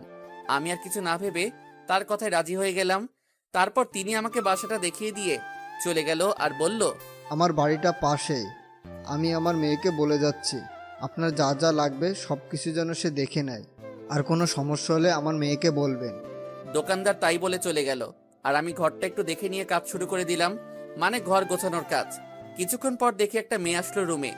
ও, আপনি তাহলে তিনি যার কথা বাবা বলে গেল? তার মানে ইনি দোকানদারের মেয়ে হবে হয়তো। দেখতে মাশাআল্লাহ বেশ সুন্দর, তবে গরিব বলে বেশি সাধারণভাবে চলাফেরা করে, তাই সৌন্দর্যটা বেশি ফুটে উঠছে না। জি, আমি এই ঘর ভাড়া নিয়েছি। আসলে এখানে কাউকে চিনি না তো, তাই আপনাকে আসতে হলো। আপনি একটু দেখিয়ে দিলেই চলবে। আরে আপনি কোনো চিন্তা করবেন না, আপনার যা যা দরকার বলবেন, আমি দেখিয়ে দেব। আর আমাকে আপনি করে না বলে নাম ধরে ডাকলে খুশি হব। আমার নাম তনিমা, তনিমা বললেই খুশি হব। ও আচ্ছা, নাম ধরেই ডাকবো। তখনই স্বামী কেঁদে উঠলো আর তনিমা বলল, এখানে একটা বাচ্চা কান্না করছে কোথায়? আমি তাড়াতাড়ি গিয়ে স্বামীকে কোলে তুলে নিলাম, কিন্তু কান্না থামার কোনো নাম গন্ধই নেই। এই বাচ্চাটা কার? কার বাচ্চা চুরি করে নিয়ে আসছেন? বলেন কার বাচ্চা, নইলে আমি কিন্তু লোকজন ডাকবো আর বলবো আপনি একটা বাচ্চা পাচারকারী। আমি বাচ্চা চুরি করতে যাব কেন? এটা আমার ছেলে, আমি ওর বাবা, আর আমি কোনো বাচ্চা পাচারকারী না, বুঝলেন? তাহলে বাচ্চার মা কোথায়? বাচ্চার মাকে তো দেখতে পাচ্ছি না। আমার ছেলের মা নেই, সে আমার ছেলেটাকে জন্ম দিতে গিয়ে মারা গেছে। এখন থেকে আমি ওর মা বাবা। ও, তা আগে বলবেন তো। আর বাচ্চা কেউ এইভাবে কোলে নেয়? দেন আমার কাছে, দেন। তাই বলে তনিমা আমার কাছ থেকে বাচ্চাটা নিজের কাছে নিয়ে নিল, আর স্বামীর কান্না থেমে গেল। আসলে বাচ্চারা মাতৃ করে বেশি মানায়। আচ্ছা, আপনি ঘরটা গোছান, আমি আপনার ছেলেকে দেখছি। তাই বলে তনিমা স্বামীকে নিয়ে বাইরে চলে গেল, আর আমি ঘরটা গোছানো শুরু করলাম। ঘর গোছানো শেষে আমি বাইরে গিয়ে দেখি স্বামী তনিমার কোলে আরামে ঘুমিয়ে আছে। দেখে খুব ভালো লাগলো, কারণ সারাটা দিন বাসের মধ্যে ভালোভাবে ঘুমাতে পারিনি। দেন স্বামীকে আমার কাছে দেন, রুমে শুয়ে দিয়ে আসি। আপনার কাছে দিলে আবার ঘুম ভেঙে যাবে, আমি নিয়ে যাচ্ছি, চলেন। তারপর তনিমা স্বামীকে বিছানায় রেখে চলে আসবে, তখন বলল, আচ্ছা, আপনার নামটাই তো জানা হলো না। আমার নাম আহনাফ হাসান, আমাকে আহনাফ বলে ডাকলেই হবে। ও আচ্ছা, দুপুরে আমাদের বাসায় খাবেন। বাবা বলে গেছে যেন দুপুরে খাবার যেন আমাদের বাসায় খাই। আমি শুধু মাথা নাড়িয়ে ইশারা করে হ্যাঁ বললাম। তারপর আমি নিজের ঘরে চলে আসলাম আর কিছু টুকটাক কাজ করে নিলাম। আসার সময় কিছু টাকা নিয়ে এসেছিলাম। এখন আপাতত এই টাকা দিয়ে চলতে হবে, আর কিছুদিনের মধ্যে একটা চাকরি জোগাড় করতে হবে। কিন্তু আমি চাকরি করতে গেলে স্বামীকে কে দেখবে? তারপর আমি দুপুরের সময় বসে আছি, তখনই তনিমা আমার জন্য খাবার নিয়ে আসলো, আর স্বামীর জন্য ফিডারে করে দুধ নিয়ে আসলো। আপনি আবার কষ্ট করে নিয়ে আসলেন কেন? আমাকে বললে আমি গিয়ে নিয়ে আসতাম। তা কি করে হয়? আপনি তো আমাদের মেহমান, তাই আপনার ভালো মন্দ দেখার সব দায়িত্ব আমার। তারপর আমি তনিমার কাছ থেকে দুধের ফিডারটা নিয়ে স্বামীর দুধ খাওয়াতে যাব, তখন তনিমা বলল, এইসব কাজ আপনাদের না, এসব কাজ আমাদের, তাই আপনি খেয়ে নেন, আমি স্বামীকে দুধ খাওয়াচ্ছি। তারপর আমি দুপুরে খাবার খেতে লাগলাম, আর তনিমা স্বামীকে কোলে তুলে খুব যত্ন করে খাওয়াতে লাগলো। মনে হচ্ছে স্বামী তার মায়ের কোলে দুধ খাচ্ছে, আর তনিমা মনে হচ্ছে তার নিজের ছেলেকে কোলে তুলে যত্ন করে দুধ খাওয়াচ্ছে। এইভাবে চলছিল আমাদের দিনগুলি। এখন আমার থেকে তনিমা স্বামীকে বেশি খেয়াল করে, খুব আদর করে স্বামীকে। স্বামী যেন তার নিজের মাকে পেয়েছে, আর তনিমা আমাকেও বেশ কেয়ার করে। আর হ্যাঁ, তনিমার মা বেঁচে নেই। তনিমার বাবা সারাদিন চায়ের দোকানে কাজ করে, আর তনিমা সারাদিন স্বামীকে নিয়ে পড়ে থাকে। আমি কিছুদিন ধরে ভাবছি আমি একটা চাকরি করব, কারণ বাড়ি বসে থাকতে সবসময় ভালো লাগে না। আর এখন স্বামীকে নিয়ে বেশি চিন্তা করি না, কারণ স্বামী দেখাশোনা করার জন্য তনিমা আছে। কারণ আমার থেকে তনিমা স্বামীকে বেশি দেখাশোনা করে। প্রায় সবসময়ই আমি তনিমার কাছে থাকি, আর তনিমা কেমন যেন সবসময় আমাকে কেয়ার করে, সবসময় খোঁজ খবর নেয়, কখন কোনটা লাগবে সবকিছু তনিমা নিয়ে আসে। তারপর আমি কিছুদিনের মধ্যে একটা চাকরি পাই, আর পরশু চাকরিতে জয়েন করতে হবে। তনিমা শোনো, বলছি আমি একটা চাকরি পাইছি, আর ভাবছি চাকরিটা করব, কিন্তু স্বামীকে দেখে রাখবে কে? তাই তুমি যদি স্বামীকে একটু দেখে রাখতে। তো আমাকে বলছেন কেন? যান না, চাকরি করেন। আর এতদিন স্বামীকে মনে হয় অন্য কেউ দেখে রাখছে, যে আজ আমাকে বলছে যে দেখে রাখতে। এতদিন অন্য মানুষ দেখে রাখছে, আমি না হয় এখন দেখে রাখবো। আসলে আমি কথাটা ওভাবে বলতে চাইনি। আমার থেকে তো তুমি ওকে বেশি দেখাশোনা করো, তাই তোমাকে একটু বললাম। এখন তো আমি সেই সকালে যাব, আর ফিরতে সন্ধ্যা হয়ে যাবে, তাই বললাম আর কি। আপনি কোনো চিন্তা করবেন না, স্বামীকে আমি ভালোভাবে দেখে রাখবো। আর স্বামী তো আমারই ছেলে, নাকি? কি বললে? স্বামী তোমার ছেলে মানে? কই, কখন বললাম? আমি তো বলছি সে তো আমার ছেলের মতোই। ও ঠিক আছে। কিছুদিন ধরে দেখছি তনিমা কেমন যেন সব সময় মনে মনে কি সব বলে, আর কেমন সব সময় আর চোখে আমার দিকে তাকিয়ে থাকে। আমি বুঝতে পারছি তনিমা আমাকে ভালোবাসতে শুরু করেছে, কিন্তু এটা যে কোনোদিন সম্ভব না, কারণ আপনারা তো সবই জানেন, কিন্তু তনিমা তো আর জানে না। তবে আমি বুঝতে পারছি তনিমাকে ছাড়া স্বামী লালন পালন করা সম্ভব না। আর তনিমা কেমন যেন স্বামীর নিজের ছেলের মতো দেখাশোনা করে। আর তনিমা মেয়েটা অনেক ভালো, কোনো অহংকার নেই তার মধ্যে। তারপর আমি অফিস জয়েন করলাম। তনিমা এখন আমাকে প্রতিদিন সকালে সবকিছু গুছিয়ে দেয়।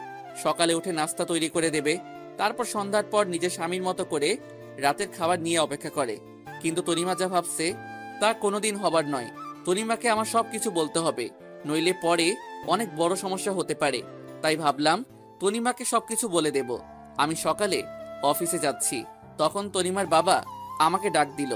আমি তনিমার বাবার কাছে গিয়ে সালাম দিলাম। তনিমার বাবা সালামের উত্তর দিয়ে বলল যেন রাতে তাদের সাথে একসাথে রাতের খাবার খাই, আর কিছু কথা আছে, তাই রাতে এক জায়গায় কথাটা বলবে। আমি এত কিছু না ভেবে অফিসে চলে আসলাম। অফিস শেষে রাতে বাসায় ফিরলাম। ফ্রেশ হয়ে তনিমার বাবার সাথে একসাথে খেতে বসলাম। তখন তনিমার বাবা বলল, দেখো আনাব বাবা, তুমি যেদিন থেকে এখানে এসেছো তুমি দেখছো আমার মেয়েটা কেমন, আর আমার মেয়েটা তোমার ছেলেকে নিজের ছেলের মতো লালন পালন করে। তুমি তো সব জানো। আর আমার মা মরা মেয়েকে কোনোদিনই কষ্ট দেয়নি। আমি আমার মেয়ের কষ্ট হবে বলে আমি আর বিয়ে করিনি। তুমি তো সব জানো। আর স্বামীর জন্য একটা মা দরকার। আর তুমি কতদিন একা একা থাকবে, তাই বলছিলাম কি আমার মেয়েকে তুমি বিয়ে করে নাও বাবা। খুব টেনশন হয় বাবা, বৃদ্ধ হয়ে গেছি, কখন যে কি হয়ে যায় বলা যায় না। আমি তনিমার বাবা হিসেবে বলছি না, আমি তোমার ভালোর জন্যই বলছি। আঙ্কেল কি বলছেন এসব? আর আমি তনিমাকে কোনোদিন ওই চোখে দেখিনি। আর হ্যাঁ, তনিমা মেয়েটা অনেক ভালো, আমার ছেলেকে নিজের ছেলের মতো ভালোবাসে আর আমারও খুব যত্ন নেয়। কিন্তু এটা সম্ভব না। কথাটা বলার সাথে সাথে তনিমার দিকে তাকালাম। দেখি তনিমার চোখ দিয়ে অঝোর ধারায় কান্না করতে করতে বাইরে চলে গেল। তনিমা মনে হয় আমাকে ভালোবাসে, আর তনিমা মনে হয় আমার কাছ থেকে এই কথা আশা করেনি। তাহলে কেন তনিমাকে বিয়ে করতে পারবে না? কি সমস্যা বলো দেখছি। অনেক সমস্যা আছে আঙ্কেল, আপনি আমার পুরো কাহিনী জানেন না। কেন আমি ছোট একটা বাচ্চা নিয়ে কেন এক শহর থেকে অন্য শহরে চলে আসলাম। আমার একটা পুরনো অতীত আছে, আর সেই অতীত শুনলে আপনি আর আমার সাথে আপনার মেয়েকে বিয়ে দিবেন না। তোমার একটা অতীত আছে? কই, তুমি তো আমাকে আগে বলনি। তখন বলার মতো পরিস্থিতি ছিল না, তাই বলিনি। কিন্তু আপনাদের কাছ থেকে আর লুকাবো না, সব বলবো আজ। তারপর আমি তনিমাকে ডাকলাম আর আমার অতীতের পুরো কাহিনী বলতে থাকলাম। তারপর আমি আমার পুরানো অতীত সব খুলে বললাম। দেখি তনিমা কান্না করতে করতে অন্য রুমে চলে গেল, আর তনিমার বাবা কোনো কথা না বলে চলে গেল। তারপর আমি নিজের রুমে চলে আসলাম। দেখি আমার ছেলেটা ঘুমিয়ে আছে। আজ মা বাবা আর রিমির কথা খুব মনে পড়ছে। এতদিনে হয়তো রিমি অন্য কারোর সাথে বিয়ে করেছে, কারণ রিমির কাছে তো আমি একটা খারাপ মানুষ ছিলাম। আর মা মনে হয় আমার উপর এখনো রেগে আছে। পুরনো কথা ভাবতে ভাবতে কখন যে স্বামীর পাশে ঘুমিয়ে পড়েছি নিজেই জানি না।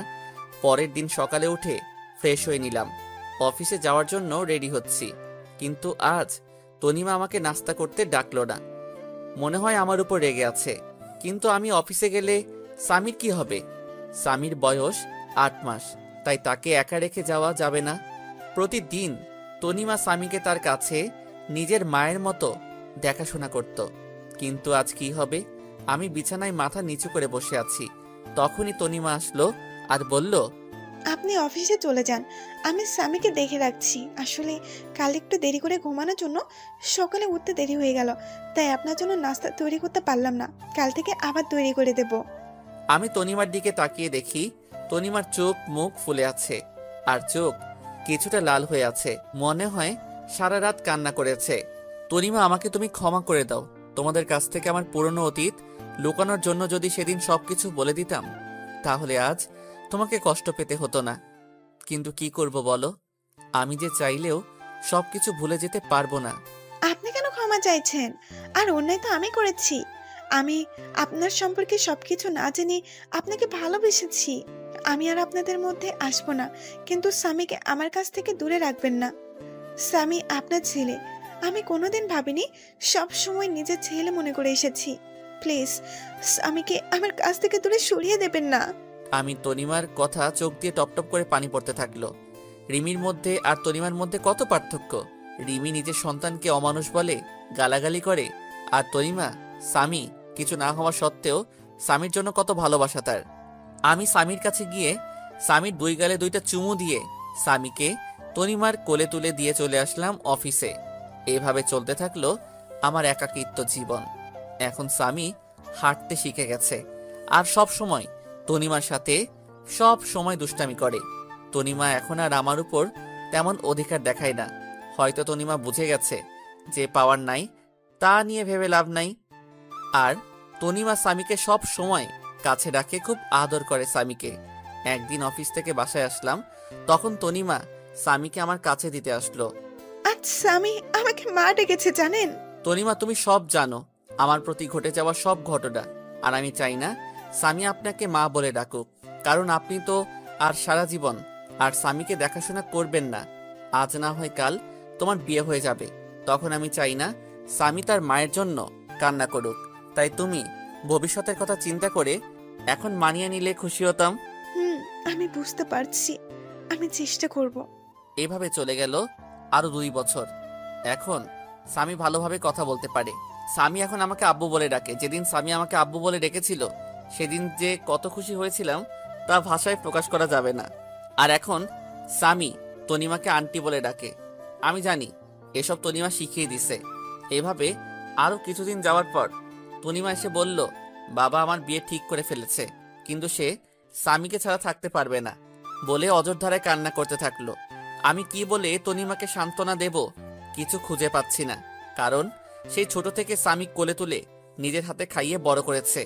সবাই কষ্ট হওয়ার কথা, কিন্তু বাস্তবটাকে মেনে নিতে হবে, নইলে পরে অনেক সমস্যার মধ্যে পড়তে হবে। কিছুদিনের মধ্যে তনিমার বিয়ে হয়ে গেল। এই কয়দিন স্বামীকে সবসময় কাছে নিয়ে রাখতাম, কারণ স্বামী এখনো ছোট। তাই কিছুদিন তনিমার থেকে দূরে রাখলে স্বামী হয়তো তনিমাকে আস্তে আস্তে ভুলে যাবে। তনিমা বিয়ের দিন স্বামীকে জড়িয়ে ধরে অনেক কান্না করেছিল, যেন মা তার ছেলেকে চিরদিনের জন্য ছেড়ে চলে যাচ্ছে। তনিমার কান্না দেখে আমারও খুব কান্না পাচ্ছিল। তারপর তনিমার বিয়ে হয়ে গেল। কিছুদিন স্বামী কান্না করছিল তনিমা না দেখতে পেয়ে, কিন্তু স্বামী ছোট, সে কারণে কিছুদিন পর আর কান্না করে না। এখন স্বামীকে আমার সাথে আমার অফিসে নিয়ে যাই। অফিসের সবাই স্বামীকে অনেক ভালোবাসে, সবাই স্বামীকে দেখে রাখে, সবাই স্বামীকে আদর করে। কিছুদিন পর অফিস থেকে জানালো আমার ট্রান্সফার করা হয়েছে, আর এখন আমার অফিস ঢাকাতে পোস্টিং করা হয়েছে। আমিও সবকিছু মেনে নিলাম। তনিমার বাবার কাছ থেকে বিদায় নিয়ে ঢাকাতে চলে আসলাম। তবে ঢাকাতে আসার আগে তনিমা কিভাবে খবর পেয়েছিল আমরা একেবারের জন্য ঢাকায় চলে যাচ্ছি, সেদিন তনিমা এসে স্বামীকে কোলে তুলে অনেক আদর করে আর বলে মাঝে যেন তার সাথে দেখা করি। তারপর আমরা ঢাকায় চলে আসি। তারপর দেখতে দেখতে আরো 2টা বছর চলে গেল। এখন স্বামীকে একটা স্কুলে ভর্তি করিয়ে দিছি। আমি অফিসে যাওয়ার সময় স্বামীকে স্কুলে দিয়ে আসি, আর স্কুল শেষে স্বামীকে আমার অফিসে নিয়ে আসি। তারপর অফিস শেষে দুজন বাসায় চলে আসি। একদিন স্বামী বলল, আব্বু আব্বু তুমি জানো স্কুলে আমার সব বন্ধুরা তাদের আম্মুর সাথে যায়, তাদের আম্মু তাদের কত ভালোবাসে, কিন্তু আমার আম্মু নেই কেন? ও আব্বু বলো আব্বু, আমার আম্মু কোথায়? আমি স্বামীর কথা শুনে অনেক অনেক বেশি অবাক হলাম, কারণ এই 5 বছরে আমি একদিনও তার মায়ের কথা জিজ্ঞাসা করিনি। তাহলে আজ কেন তার মায়ের কথা জিজ্ঞাসা করলো? মনে হয় স্কুলে তার বন্ধুদের মায়ের সাথে আসতে দেখে স্বামীরও তার মায়ের কথা মনে পড়ছে। বাবা, তোমার আম্মু আমাদের উপর রেগে আছে, তাই আমাদের কাছে থাকে না। তোমার আম্মু আমাদের ছেড়ে দূরে কোথাও চলে গেছে।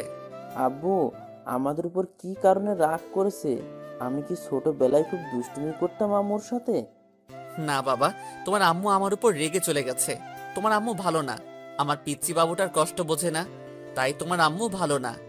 আব্বু তুমি কি বলেছিলে যে আম্মু রাগ করে চলে গেছে? আমার একটা রাজকুমারের খুব দরকার ছিল, কিন্তু তোমার আম্মু আমাকে দিতে রাজি ছিল না, তাই তোমার আম্মু রাগ করে চলে গেছে। আব্বু তাহলে তোমার আব্বু আম্মু কোথায়? তারা কেন আমাদের সাথে থাকে না? আমার আম্মু আব্বু আমাকে খুব ভালোবাসতো। ঠিক আমি যেভাবে তোমাকে আদর করি, ঠিক সেভাবে আমাকেও আদর করত। তাহলে তোমার আম্মু আব্বু কোথায়? আমি তো আমার আব্বুর সাথে থাকি, তুমি কেন তোমার আব্বুর সাথে থাকো না? তোমার আম্মুর জন্য আমার আম্মু আব্বু আমার উপর রেগে চলে গেছে। তাহলে আমার আম্মুর কাছে কোনোদিন যাব না। কেন যাবে না? তুমি তোমার আম্মুর কাছে, তুমি তো এইমাত্র বললে আমি আম্মুর কাছে যাব। না যাব না, আম্মু খুব খারাপ, অনেক পচা। আমার আম্মুর জন্য তোমার আম্মু আব্বু তোমার উপর রাগ করে চলে গেছে। পরে যদি আম্মুর জন্য তুমি যদি আমার উপর রেগে আমাকে ছেড়ে চলে যাও? না বাবা, তোমাকে ছেড়ে আমি কোথাও যাব না। মুয়া। আব্বু আমি তোমার আম্মুর আব্বুর কাছে যাব। কেন? তুমি আমার আম্মু আব্বুর কাছে যাবে কেন? আমি তোমার আম্মু আব্বুর কাছে গিয়ে মাপ চাইবো, যেন আমার আব্বুর ওপর যেন আর রেগে না থাকে। না বাবা, তারা তোমার কথা শুনবে না।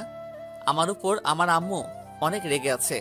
না আব্বু, আমি যাব আর তোমার আম্মুর কাছে পা জড়ি ধরে মাপ চাইবো, যেন তোমাকে মাপ করে দেয়। আচ্ছা বাবা, তোমার পরীক্ষা শেষ হলে নিয়ে যাব। ঠিক আছে বাবা? ঠিক আছে আব্বু। তাই বলে স্বামী শুয়ে পড়ল, আর আমি ভাবতে থাকলাম আমাকেও অনেক মা বাবাকে দেখতে ইচ্ছে করছে। অনেকদিন মা বাবাকে দেখিনি, তাই স্বামীর পরীক্ষা শেষ হলে কিছুদিনের জন্য আবার সেই নিজের চিরচেনা শহর যশোরে যাব। এতদিনে মনে হয় রিমি আর একটা বিয়ে করে স্বামীর সাথে সুখে শান্তিতে সংসার করছে। রিমি সুখে থাকলেই ভালো, আমি আর কারো প্রতি মায়া জন্মাতে দেব না। এক রিমিকে ভালোবেসে আমার জীবনটা শেষ করে দিয়েছে, আমার মা বাবার কাছ থেকে আলাদা করে দিছে। আমি আর আমার ছেলের মাঝখানে অন্য কাউকে আসতে দেব না। তারপর পুরনো কথা ভাবতে ভাবতে কখন যে ঘুমিয়ে পড়েছি ঠিক খেয়াল নেই। তারপর সকালে ফ্রেশ হয়ে স্বামীকে তৈরি করে স্বামীর স্কুলে নামিয়ে দিয়ে আমি অফিসে চলে আসলাম। এইভাবে দেখতে দেখতে স্বামীর পরীক্ষা শেষ হয়ে গেল, আর আমারও অফিস কিছুদিনের জন্য ছুটি নিয়ে আমার নিজের শহরে যাওয়ার জন্য ব্যাগপত্র গুছিয়ে নিলাম। পরের দিন রাত 12টার সময় ঢাকা টু যশোর 2টা টিকিট কিনে বাসে উঠে পড়লাম। আজ 5 বছর পর নিজের শহরে যাচ্ছি। মনের মধ্যে কেমন অন্যরকম একটা ভয় কাজ করছে। দীর্ঘ 6 ঘন্টা জার্নি করার পরে নিজের শহরে পৌঁছালাম। খুব ভালো লাগছে। অনেক দিন পর নিজের শহরে আসলাম। অনেক স্মৃতি জড়িয়ে আছে এই শহরের সাথে। তারপর একটা সিএনজি নিয়ে নিজের বাড়ির দিকে রওনা হলাম। 30 মিনিট পর আমার বাসার সামনে আসলাম। বাড়িটা এখনো আগের মতো রয়েছে। এবারও মনে হয় বাড়িতে চুনকাম করা হয়নি। আমি দরজার সামনে দাঁড়িয়ে কলিং বেল বাজালাম। কিছুক্ষণ পর দরজা খুলে গেল, আর আমার মা দরজা খুলে দিল। মা আমাকে দেখে আমার দিকে অবাক দৃষ্টিতে তাকিয়ে আছে। মা আমাকে দেখে অঝোর ধারায় কান্না করে দিল, আর আমাকে জড়িয়ে ধরে হাউমাউ করে কান্না করছে।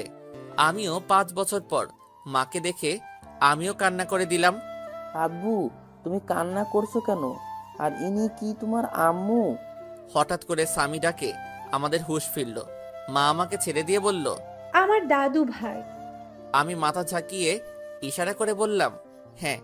এবার মা নিচু হয়ে স্বামীর সামনে বসে পড়ল, আর সারা মুখে মা চুমু দিতে থাকলো, আর জড়িয়ে ধরে কান্না করতে লাগলো, আর বলল, বাবা আহনাফ, আমাকে ক্ষমা করে দে বাবা। তোকে না বুঝে অনেক কষ্ট আর অবহেলা করেছি রে বাবা। আমাকে তুই মাফ করে দে। মা কি বলছো তুমি?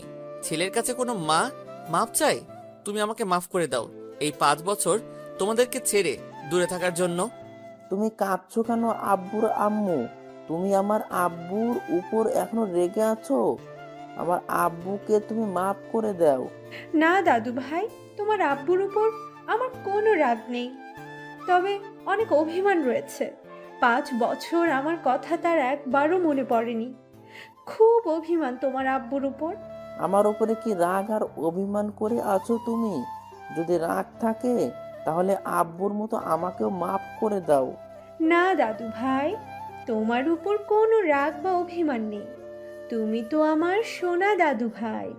তাহলে আজ থেকে আমি তোমাকে কি বলে ডাকবো? আমাকে দাদু ভাই বলে ডাকবে, কেমন? আচ্ছা দাদু ভাই, তাই বলবো। তারপর আমরা বাসার ভিতরে ঢুকে গেলাম। বাসাটা ঠিক আগের মতোই আছে, কিছু পরিবর্তন হয়নি, শুধু অবহেলাটা নেই। তারপর ব্যাগপত্র নিয়ে আমি আর স্বামী উপরে উঠে রুমে প্রবেশ করলাম। আর তখন আমি বেশ অবাক হলাম, মানে প্রচন্ড অবাক হলাম, কারণ আমি কোনোদিন ভাবতে পারিনি রিমি এখানে থাকবে। হ্যাঁ, রিমি দেখি বিছানায় বসে আছে। অন্যদিকে ফিরে আমরা এসেছি হয়তো এখনো জানে না, কিন্তু রিমি এই বাড়িতে কেন? রিমিকে তো আমি মুক্ত করে দিয়েছি, তাহলে রিমি কেন এখনো এই বাড়িতে পড়ে আছে? আব্বু চলো, দাঁড়িয়ে পড়লে কেন? স্বামীর কথা শুনে রিমি আমাদের দিকে ফিরল। আমাদেরকে দেখে রিমির সাথে সাথে বিছানা থেকে লাফ দিয়ে নেমে পড়ল, আর অবাক করা দৃষ্টিতে তাকিয়ে আছে আমাদের দিকে। রিমি আমার থেকে অনেক চেঞ্জ হয়ে গেছে, অনেক শুকিয়ে গেছে আর পাতলা হয়ে গেছে। রিমি কিছু বলছে না, চোখের পানি টলমল করছে। রিমি এবার দৌড়িয়ে এসে আমাকে জড়িয়ে ধরলো আর চিৎকার করে কান্না করতে থাকলো। রিমি আমাকে জড়িয়ে ধরে জোরে জোরে কান্না করছে, আর আমার গালে হাত দিয়ে আমার কপালে 2 গালে দাড়িতে পাগলের মতো চুমু খেতে লাগলো, আর শক্ত করে জড়িয়ে ধরে আছে। কোথায় ছিলে তুমি এই 5 বছর? তুমি চলে যাওয়ার পর তোমাকে আমি পাগলের মতো খুঁজেছি। জানো, তুমি চলে যাওয়ার পরে আমি পাগলের মতন হয়ে গেছিলাম। তোমাকে অবহেলা করতে করতে কখন যে ভালোবেসে ফেলেছিলাম নিজেই জানি না। কিন্তু আমাকে কি না বলতে দিয়ে আমাকে ছেড়ে চলে গেলে? খুব ভালোবাসি তোমাকে, প্লিজ আমাকে আর ছেড়ে চলে যেও না। আমি রিমিকে এক ঝটকায় সরিয়ে দিলাম আর বললাম, কে আপনি? আর আমাকে এভাবে জড়িয়ে ধরে কান্না করছেন কেন? আর কি সব ভালোবাসার কথা বলছেন? আমি কাউকে ভালোবাসতাম, এখন আর কাউকে ভালোবাসি না। রিমি আমার কথা শুনে যেন মনে হলো রিমির মাথায় যেন আকাশ ভেঙে পড়ল। রিমি আমার দিকে করুণ দৃষ্টিতে তাকিয়ে আছে। প্লিজ আহনাফ, আমাকে মাফ করে দাও। আমি তোমাকে ছাড়া বাঁচতে পারবো না। আমাকে আর কষ্ট দিও না। তোমার দেওয়া কষ্ট আমি আর সহ্য করতে পারছি না। প্রতিদিন রাতে তোমার কথা ভেবে অনেক কষ্ট করতাম, অনেক কান্না করতাম। তুমি আসবে বলে প্রতিদিন তোমার পথের দিকে চেয়ে থাকতাম। তুমি আসবে আর আমাকে তোমার বুকে জড়িয়ে ধরে রাখবে। প্লিজ আমাকে মাফ করে দাও। আমি আর কষ্ট সহ্য করতে পারছি না। হাসালে, তুমি আমাকে ভালোবাসো তাই না? কোথায় ছিল তোমার এত ভালোবাসা যেদিন তোমাকে একবার দেখার জন্য টানা 2 বছর তোমার পিছনে পড়েছিলাম? কোথায় ছিল তোমার ভালোবাসা যেদিন আমি ভালোবাসার নামে শুধু অবহেলা পেয়েছি? তোমার কাছে প্রতিদিন মাফ চাইতাম আমার একটা মাত্র অন্যায়ের জন্য, কিন্তু আমি কি পেয়েছি? শুধু কিছু সুন্দর সুন্দর গালাগালি আর মায়ের অবহেলা। তুমি কি জানো আপনজনের অবহেলা কত কষ্টকর, কতটা অসহ্য, যা আমাকে ভিতর থেকে একদম শেষ করে দিয়েছে। তাই আমি আর কখনো অবহেলা সহ্য করতে পারবো না। আর কারো প্রতি আমার কোনো টান নেই বা ভালোবাসা নেই। এখন শুধু আমি আমার ছেলেকে নিয়ে বাঁচতে চাই। আমার পুরো পৃথিবী জুড়ে এখন শুধু আমার ছেলে রয়েছে। আমি আর কাউকে আমার পৃথিবীতে প্রবেশ করতে দেব না। রিমি এবার নিচে তাকিয়ে দেখে সামি দাঁড়িয়ে আছে। রিমি সামিকে দেখে আরো জোরে কান্না শুরু করে দিল। আর রিমি হাঁটু ভাঁজ করে সামির সামনে গিয়ে বসে পড়ল আর জড়িয়ে ধরল সামিকে। সামিকে জড়িয়ে ধরে কান্না করতে থাকলো আর 2 গালে চুমু খেলো। রিমির এমন ঢঙের ভালোবাসা দেখে আমার রাগটা চরমে উঠে গেল। রিমির সেসব বলা কথা হঠাৎ করে মনে পড়ে গেল। আমি রিমির কাছে থেকে সামিকে সরিয়ে নিয়ে সামিকে কোলে তুলে নিলাম। কি করছেন আপনি? আমার ছেলেকে এভাবে জড়িয়ে ধরেছেন কেন? আর ওকে এভাবে চুমু দিচ্ছেন কেন? কোনো অধিকার নেই আমার ছেলের উপর। কেন? আমার ছেলেকে আমি জড়িয়ে ধরবো, তাতে অধিকারের কি আছে এখানে? তোমার ছেলে তাই না? কেউ একজন বলেছিল কোনো অমানুষের বাচ্চা আমার বাচ্চা হতে পারে না, তাই তাকে নষ্ট করে দিতে চেয়েছিল। আর আমি আমার ছেলে তো একটা অমানুষ, আর আমাদের মতো অমানুষকে আপনি নিজের ছেলে বলে দাবি করছেন? শুনে রাখুন, সামি শুধু আমার ছেলে আর কারো নয়। কেউ যদি আমার ছেলেকে আমার কাছ থেকে নিতে আসে তাহলে আমার থেকে কেউ খারাপ হবে না। এই বলে আমি ব্যাগপত্র আর সামিকে নিয়ে আমি আগে যেই রুমে থাকতাম সেই রুমে চলে আসলাম। রুমটা ঠিক আগের মতোই আছে। মনে হয় প্রতিদিন কেউ রুমটা নিজের মতো করে গুছিয়ে রাখতো। আর এদিকে রিমি কান্না করতে করতে নিচে নেমে সোজা মাকে জড়িয়ে ধরে কান্না করতে থাকলো। কি হয়েছে রিমি, কান্না করছো কেন? মা, আমি কি এতটাই খারাপ যে তোমার ছেলে আমাকে এতটা ঘৃণা করে? এমনকি আমার ছেলেকে আমি একটু জড়িয়ে ধরেছি বলে তোমার ছেলে বলল আমার ছেলের উপর নাকি আমার কোনো অধিকার নেই। তুমি বলো মা, আমার ছেলেকে আমি আদর করবো না তো কে আদর করবে? আর তোমার ছেলে বলল আমি যেন আমার ছেলেকে স্পর্শ না করি। আহনাফ মনে হয় আগের কথা কিছু ভুলতে পারেনি। এখনো মনে হয় তোর উপর রেগে আছে, তাই হয়তো তোর সাথে এমন ব্যবহার করছে। যখন তোর প্রতি রাগ কমে যাবে তখন দেখবি আস্তে আস্তে সব ঠিক হয়ে যাবে। তুই শুধু আমার ছেলেকে ভালোবেসে যাবি, দেখবি একদিন সব কিছু ভুলে তোর কাছে ফিরে আসবে। তারপর আমি রুমে এসে কাপড় চেঞ্জ করে ফ্রেশ হয়ে নিলাম। তারপর একটু রেস্ট নিয়ে নিচে আসলাম দুপুরের খাবার খেতে। মা বাবা এখনো আসেনি অফিস থেকে। এখনই চলে আসবে, আমি ফোন করে সব বলে দিয়েছি। এখনই চলে আসবে, তুই খেতে বস। আর দাদু ভাই, তুমি আমার কাছে আসো, আজ খুব ভালো লাগছে। আজ অনেক দিন পর একসাথে এক টেবিলে খেতে বসলাম। মা রিমি, তুমি আহনাফের পাশে বসে আহনাফকে খাবার আগিয়ে দাও। তারপর যেই রিমি আমার পাশে বসলো আমি উঠে গেলাম চেয়ার থেকে। মা, আমি পরে খেয়ে নেব, এখন খেতে ইচ্ছে করছে না। আর স্বামীকে খাইয়ে দিয়ে সোজা আমার রুমে নিয়ে আসবে, ঠিক আছে মা? তাই বলে আমি উপরে উঠে রুমে চলে আসলাম। এভাবে কিছুক্ষণ রেস্ট নেওয়ার পর বাসার কাজের লোক আমার রুমে খাবার দিয়ে গেল। খাবার খেয়ে একটু রেস্ট নিয়ে নিলাম, কিন্তু স্বামী এখনো রুমে আসলো না কেন? আমি উঠে নিচে গিয়ে দেখি রিমি আর স্বামী নিচে বসে আছে। বলতে গেলে স্বামী রিমির কোলে বসে বসে খেলা করছে, আর রিমি মাঝে মাঝে স্বামীর মুখে চুমু দিচ্ছে। আমি রিমির কাছ দেখে মাথাটা পুরো গরম হয়ে গেল। যখন জানতে পারে আমাদের ছেলে আসছে পৃথিবীতে, তখন রিমি যতটা না আমাকে অবহেলা করছে তার থেকে বেশি গালাগালি করছে আমার ছেলেটাকে। তাই আমি সোজা নিচে নেমে চলে আসলাম। আমি নিচে গিয়ে রিমির কোল থেকে সামিকে নিয়ে নিলাম। আপনাকে বলছি না আমার ছেলের উপর কোনো অধিকার দেখাতে আসবেন না? তারপরও কেন আমার ছেলের কাছে আসার চেষ্টা করছেন? আর আমি চাই না কোনো জানোয়ারের বাচ্চা কাছে আসুক। তাই বলে আমি ওখান থেকে সামিকে নিয়ে বাবাকে রুমে নিয়ে গেলাম। বাবা, তোমার দাদাভাই আমার ছেলে সামি। বাবা সামিকে দেখে কোলে তুলে আদর করতে লাগলো। তারপর বাবার সাথে কিছুক্ষণ কথা বলে বাবা চলে গেল। তারপর আমি আর সামি একটু ঘুমিয়ে বিকালে উঠে একটু বাইরে হাঁটতে বের হলাম। অনেকদিন পর এই এলাকাতে আসলাম। কিছু চেনা পরিচিত মানুষের সাথে কথা বলে রাতে বাসায় আসলাম। আমি আর সামি রুমে বসে আছি। তখন রিমি রুমে আসলো।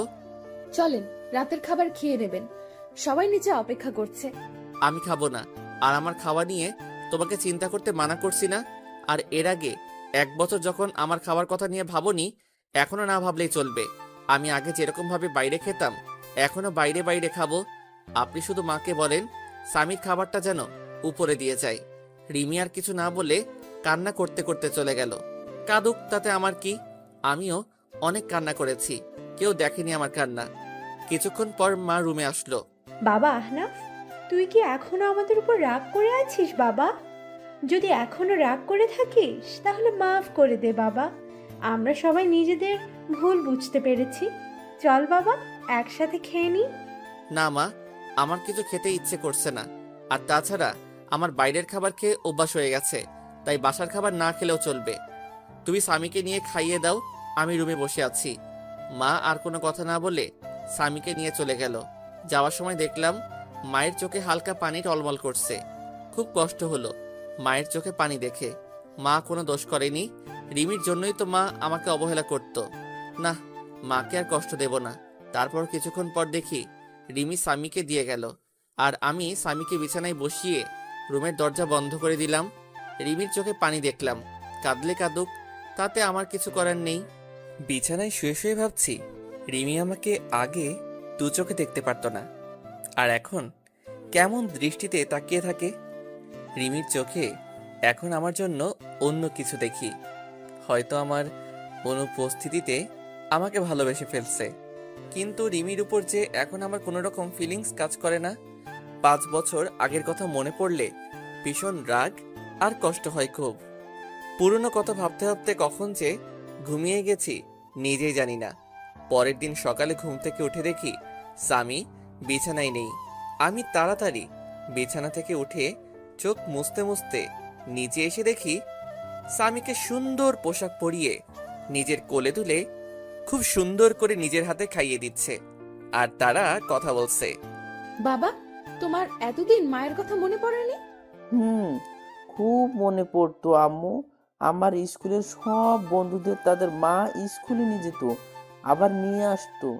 খুব মন খারাপ হতো তখন, কিন্তু আব্বুকে যেই মায়ের কথা বললাম তখন আব্বু বলতো আমার নাকি কোনো মা নেই, আমার মা নাকি খুব পচা। আমাকে আর আব্বুকে অনেক গালাগালি করতো আর অবহেলা করতো। কিন্তু আম্মু, তুমি তো অনেক ভালো। আম্মু, তাহলে আব্বু ওরকম কথা বলতো কেন যে তুমি অনেক খারাপ পচা? স্বামীর কথা শুনে রিমির মুখটা মুহূর্তের মধ্যে ফ্যাকাশে হয়ে গেল, কারণ সে নিজেই তো তার ছেলেকে আর আহনাফ অনেক গালাগালি আর অনেক খারাপ ভাষায় কথা বলেছে। ভাবতেই চোখ দিয়ে 2 ফোঁটা নোনা জল বের হলো। আমি আর দাঁড়িয়ে না থেকে রিমির সামনে চলে গেলাম।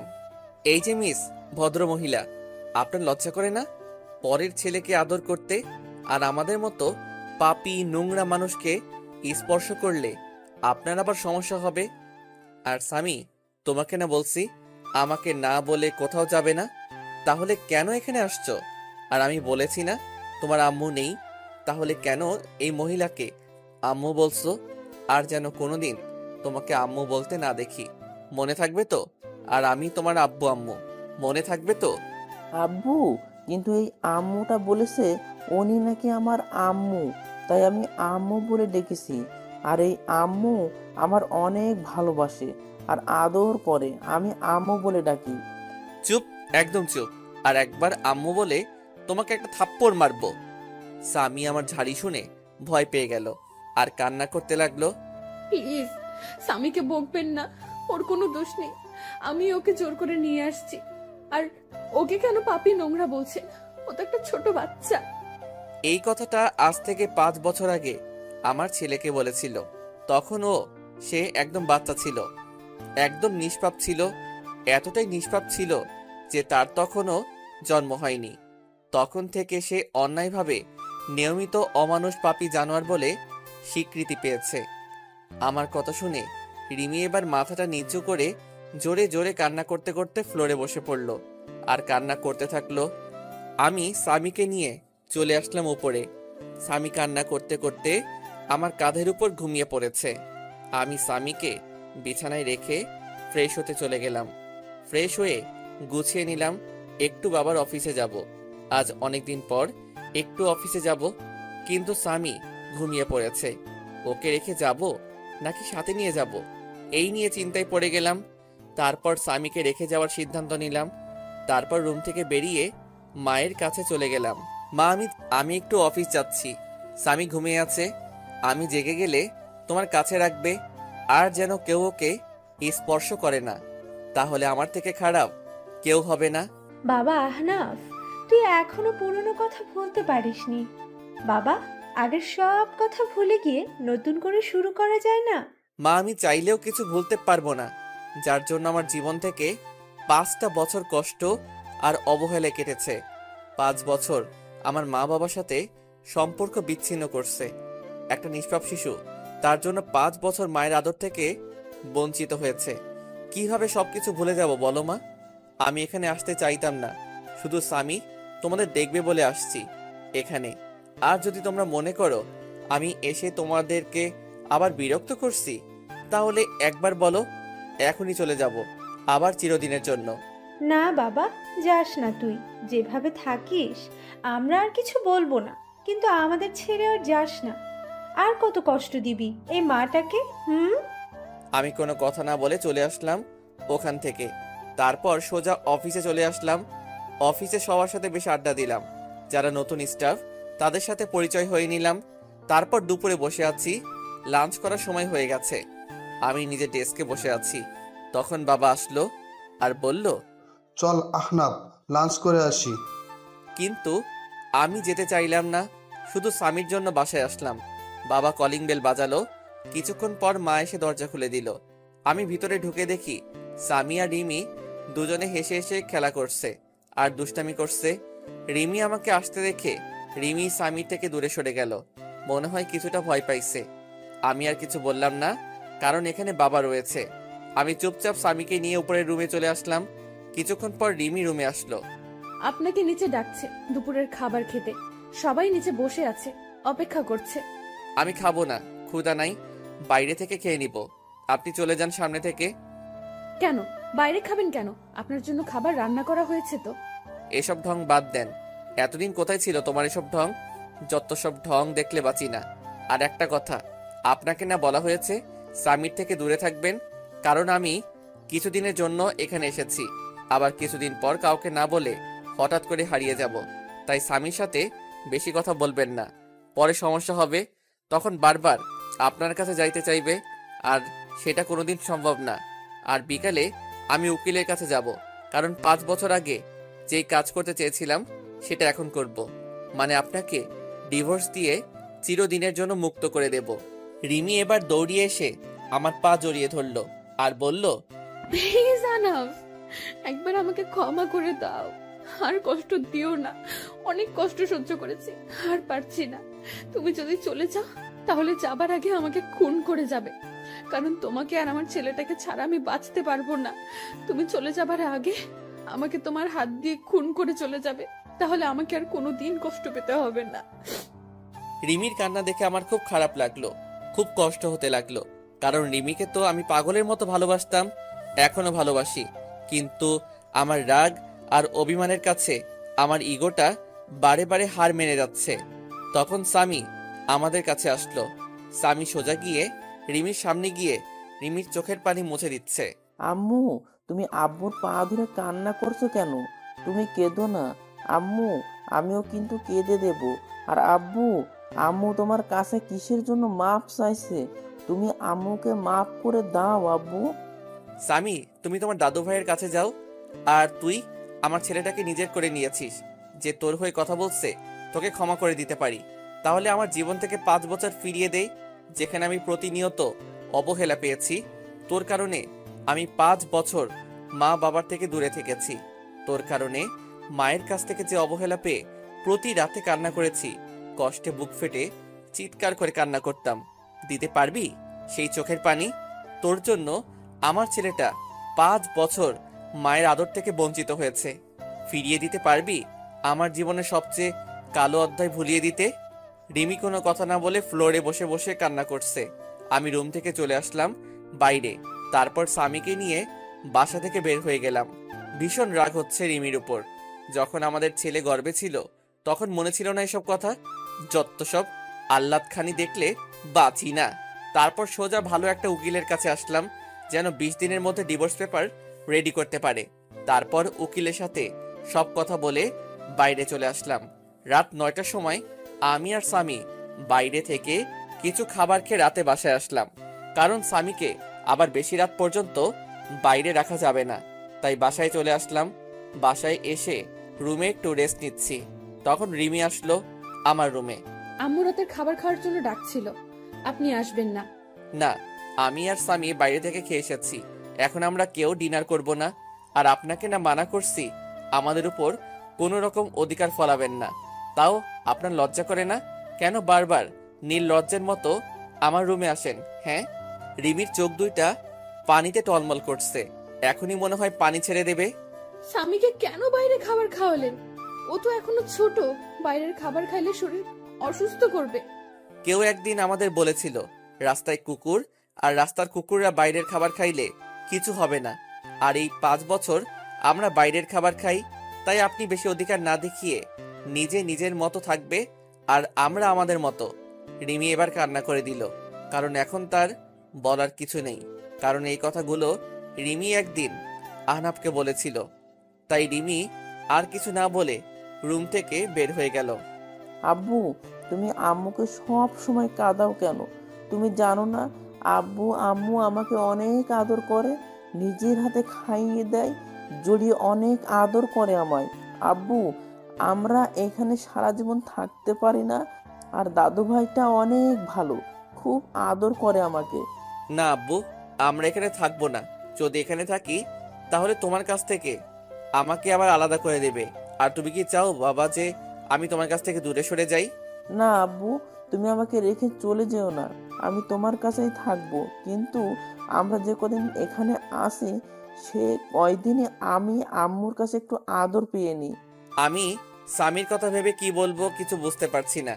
কি করব? ছোট বাচ্চা একটা, কোনোদিন মায়ের আদর পাইনি, এখন তাও আমি তার আদর থেকে দূরে সরিয়ে দিচ্ছি?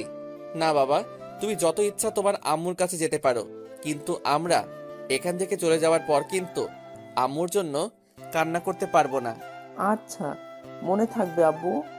তাই বলে স্বামী এক দৌড়ে নিচে চলে আসে আর তার মায়ের কোলে উঠে পড়ে জড়িয়ে ধরে। কি হলো? আমার বাবাটা আজ আমার কাছে? কি ব্যাপার? তোমার আব্বু দেখলে যে আমাকে খুব বকবে। না আম্মু, আব্বু বকবে না, আব্বুই তো তোমার কাছে আসতে বললো, আর তোমার কাছে থেকে যেন আদরগুলো নিয়ে নি। স্বামীর কথা শুনে রিমি স্বামীকে জড়িয়ে ধরে বেশ কয়েকটা চুমু দিল। আমাকে একটু তোমার হাতে খাইয়ে দেবা? তুমি যখন খাইয়ে দাও তখন আমার খুব ভালো লাগে জানো। রিমি আর কিছু বলল না, কান্না করতে করতে এক প্লেট খাবার নিয়ে এসে খুব যত্ন করে খাইয়ে দিল। তারপর খাওয়া শেষে রিমি স্বামীকে আহনাফের রুমে দিয়ে আসতে গেল। ধন্যবাদ আপনাকে। হঠাৎ কিসের জন্য ধন্যবাদ বলছেন? এই যে স্বামীকে আমার কাছে পাঠালেন তাই। আমার কোনো ইচ্ছা নেই আমার ছেলেকে আপনার কাছে পাঠাবো। স্বামী জেদ ধরেছিল, আর আমরা আর 20 দিন এখানে আছি, তাই স্বামী যেন সব সময় হাসি খুশি থাকে, সেজন্য আপনার কাছে পাঠাইছি। আপনি যে আবার অন্য কিছু ভাববেন না। আর 20 দিন পর আমরা আবার চলে যাব। আর আমি উকিলের কাছে গিয়েছিলাম, বলছে 20 দিনের মধ্যে ডিভোর্স পেপার রেডি হয়ে যাবে। প্লিজ আপনি চলে যাবেন না। আমি স্বামীকে ছাড়া থাকতে পারবো না। দরকার হলে আমি স্বামীর আশেপাশে যাব না, তবু আপনি চলে যাবেন না। খুব কষ্টে কাটিয়েছি এই 5টা বছর। প্রতিটা রাতে আপনার জন্য কান্না করেছি আর সব সময় দোয়া করেছি যেন আপনি আমার ছেলে সুস্থ থাকেন। আমি আর কোনো প্রকার অধিকার দেখাবো না, তবু আমাকে ছেড়ে চলে যাবেন না। আমি আর কোনো কথা না বলে ছাদে চলে আসলাম। এসে রিমির বলা কথাগুলো ভাবছি আর সিগারেট টানছি। তারপর রুমে এসে দেখি স্বামী ঘুমিয়ে পড়েছে। রিমি স্বামী পাশে শুয়ে স্বামীর মাথায় হাত বুলিয়ে দিচ্ছে। আমি রুমে আসার পরই রিমি বিছানা থেকে দাঁড়িয়ে গেল। এখন যাও, অনেক রাত হয়ে গেছে, ঘুমিয়ে পড়ো। আমি কি আজ স্বামীর পাশে ঘুমাতে পারি? প্লিজ মানা করবেন না। আপনি তো আমাকে ছেড়ে চলে যাবেন, শুধু এই কয়টা দিন আমাকে থাকতে দিন স্বামীর পাশে। আর তারপরে হয়তো আর কোনোদিন থাকা হবে না। যেখানে নিজের ছেলেকে আদর করতে পারমিশন নিতে হয়, সে জীবন রেখে আর লাভ নেই। কি বলছেন? আমি তো একটা জানোয়ার, আর জানোয়ারের সাথে রাতে থাকতে পারবেন? যদি আপনার দুর্বলতার সুযোগ নেই, আর আপনি তো একদিন বলেছিলেন আমাকে। পুরোনো কথা বলবেন না, খুব কষ্ট হয় পুরোনো কথা মনে করলে, যা আমার মনটাকে তিলে তিলে শেষ করে দিয়েছে। আপনার কোনো সমস্যা না হলে থাকতে পারেন। রিমি স্বামীর পাশে শুয়ে পড়ল, আর আমি সোফায় শুতে যাব। তখন আপনি সোফায় শুতে যাচ্ছেন কেন? বিছানায় আসেন। বিছানায় ঘুমালে আবার আমাদের মতো অমানুষ নিজেকে কন্ট্রোল করতে পারবো না। তার থেকে আপনি বিছানায় ঘুমান, আমি সোফায় ঘুমাই। রিমি কিছু না বলে বিছানায় ঘুমিয়ে পড়ল। রিমির খুব কষ্ট হচ্ছে। এতদিন আহনাফের জন্য অপেক্ষা করলো, যে আহনাফকে ভালোবেসে আবার সুখে শান্তিতে সংসার করবে। কিন্তু আহনাফ তার রাগ আর অভিমানের কাছে হার মেনে গেল। এদিকে আহনাফ ভাবছে রিমি এখন আর আগের মতো নেই। রিমি অনেক চেঞ্জ হয়ে গেছে, সব সময় আমার পাশে থাকতে চাই, কিন্তু আমি আসতে দেই না। রিমি মনে হয় আমাকে ভালোবাসে, অনেক ভালোবাসে হয়তো। পরের দিন আমার একটু তাড়াতাড়ি ঘুমটা ভেঙে গেল। আমি বিছানার দিকে তাকিয়ে দেখি স্বামী রিমিকে জড়িয়ে ধরে ঘুমিয়ে আছে। রিমির চোখ দুটো ফুলে আছে, মনে হয় সারা রাত কান্না করেছে। চুলগুলো এলোমেলোভাবে রিমির মুখের উপর আছে। খুব মায়াবী লাগছে রিমিকে। আর স্বামী যেন মনে হয় সব থেকে বেশি খুশি, কারণ স্বামী তার মায়ের বুকে পরম যত্নে ঘুমিয়ে আছে। খুব ভালো লাগছে দেখে মা ছেলের ঘুমন্ত চেহারা। আমি বাথরুমে ঢুকলাম ফ্রেশ হয়ে এসে দেখি স্বামী আর রিমি দুজনে দুষ্টামি করছে। আমাকে দেখে রিমি চুপ হয়ে গেল। আমি বাইরে বের হয়ে আসলাম। বাইরে থেকে হালকা নাস্তা করে বাসায় চলে আসলাম। বাসায় এসে দেখি রিমি, মা আর স্বামী তিনজনে বসে বেশ আড্ডা দিচ্ছে। বাবা আহনাফ, সকালে নাস্তা না করে কোথায় গিয়েছিলি? বাইরে গিয়েছিলাম নাস্তা করতে, তাই দেরি হয়ে গেল। বাইরে কেন নাস্তা করবি? আমি তো তোর জন্য নাস্তা তৈরি করেছি। এই বাড়িতে আমার জন্য আবার নাস্তা তৈরি হলো কবে থেকে? এমন করে কেন বলছিস বাবা? মানুষ মাত্রই তো ভুল করে, তাই বলে তুই আমাদের ক্ষমা করে দিবি না? আমি সবাইকে ক্ষমা করে দিয়েছি, আর বাইরের খাবার খেয়ে অভ্যাস হয়ে গেছে, তাই বাসার খাবার ভালো লাগে না। আমি এই বলে রুমে চলে আসলাম। এইভাবে কেটে গেল 20 দিন। এই 20 দিনে রিমি আমাকে অনেক ভালোবেসে ফেলছে, তা রিমির আচরণে বুঝতে পারছি। রিমি এই 20 দিন প্রতিদিন আমার রুমে ঘুমাতো। রিমি আর স্বামী বিছানায় আর আমি সোফায় ঘুমাতাম। রিমি আমাকে আগের তুলনায় এখন বেশি কেয়ার করে। কাল বিকালে চলে যাব আবার ঢাকায়। কাউকে কিছু বলিনি কখন যাব। পরের দিন সকালে উঠে চলে গেলাম উকিলের কাছে, ডিভোর্স পেপার নিয়ে বাসায় আসলাম। কিছুক্ষণ পর রিমি আমার রুমে আসলো স্বামীকে নিয়ে। এই যে এটা ধরুন আপনার চিরমুক্তির ডিভোর্স পেপার, আর আমি বিকেলে রওনা দেব। আমার কথা শুনে রিমির হাস্যোজ্জ্বল চেহারাটা নিমিষেই মলিন হয়ে গেল, আর দৌড়িয়ে এসে আমাকে জড়িয়ে ধরলো। প্লিজ আপনি এমন কাজ করবেন না, এত বড় অন্যায় করবেন না। আমি আপনাকে ভালোবাসি, পাগলের মতো ভালোবাসি। প্লিজ আমাকে ছেড়ে চলে যাবেন না। দরকার হলে আমাকে নিয়ে চলেন, অন্তত স্বামীর জন্য আমাকে সাথে করে নিয়ে চলেন। না, তা কোনোদিন সম্ভব না, কারণ আমার মনে যে ভালোবাসা ছিল তা অবহেলায় পরিপূর্ণ হয়ে গেছে। এখন আর চাইলেও সে অবহেলাকে মুছে ফেলা যাবে না। আমি আপনার পায়ে ধরি, আমাকে রেখে যাবেন না। খুব ভালোবাসি আপনাকে, স্বামীকে আমার কাছ থেকে দূরে সরিয়ে দেবেন না। আর আপনি যদি আমাকে ছেড়ে চলে যান, তাহলে আপনি যদি কোনোদিন ফিরে আসেন, তাহলে সেদিন শুনবেন রিমি বলে এই পৃথিবীতে আর কোনো হতভাগা মা থাকে না। চিরদিনের জন্য চলে যাব না ফেরার দেশে, তখন আর কাউকে বিরক্ত করব না। রিমির এমন কান্না দেখে আমার বুকের ভিতর ভীষণ ব্যথা অনুভব করলাম। রিমি পাগলের মতো আমার পা ধরে কান্না করতে লাগলো। আমি রিমির থেকে ছাড়িয়ে ছাদে চলে আসলাম আর ভাবতে থাকলাম এখন আমি কি করব। একদিকে রিমির ভালোবাসা, অন্যদিকে মা বাবা আর স্বামীকে তার মায়ের থেকে বঞ্চিত করা। কি করব কিছুই ভেবে পাচ্ছি না। আর যদি রিমি সত্যি সত্যি কিছু করে ফেলে তখন স্বামীকে কি উত্তর দেব? সারা জীবন স্বামীর কাছে অপরাধী হয়ে থাকবো। আমি আর কিছু ভাবতে পারছি না। ব্যাগপত্র গুছিয়ে বাস স্ট্যান্ডে চলে আসলাম। আসার সময় মা আর রিমি পাগলের মতো কান্না করছিল। কাউকে ছেড়ে আসতে ইচ্ছে করছিল না। বাসের জন্য বাস স্ট্যান্ডে বসে আছি, তখন হঠাৎ করে ফোনটা বেজে উঠলো। ফোন হাতে নিয়ে দেখি বাবার নাম্বার। আমি ফোনটা রিসিভ করলাম। তারপর বাবা যা বলল সেটা শোনার জন্য আমি কোনো আশা করিনি। বাবা আহনাব, তুই যেখানে থাকিস তাড়াতাড়ি হাসপাতালে চলে আয়। কেন বাবা, কি হয়েছে? মায়ের কি কোনো কিছু হয়েছে? না, তুই চলে যাওয়ার রিমি পাগলের মতো চিৎকার করে কান্না করছিল। তারপর রিমি দৌড়ে তার রুমে গিয়ে দরজা আটকিয়ে দেয়। রিমি আত্মহত্যার চেষ্টা করছিল। তুই তাড়াতাড়ি হাসপাতালে চলে আয়।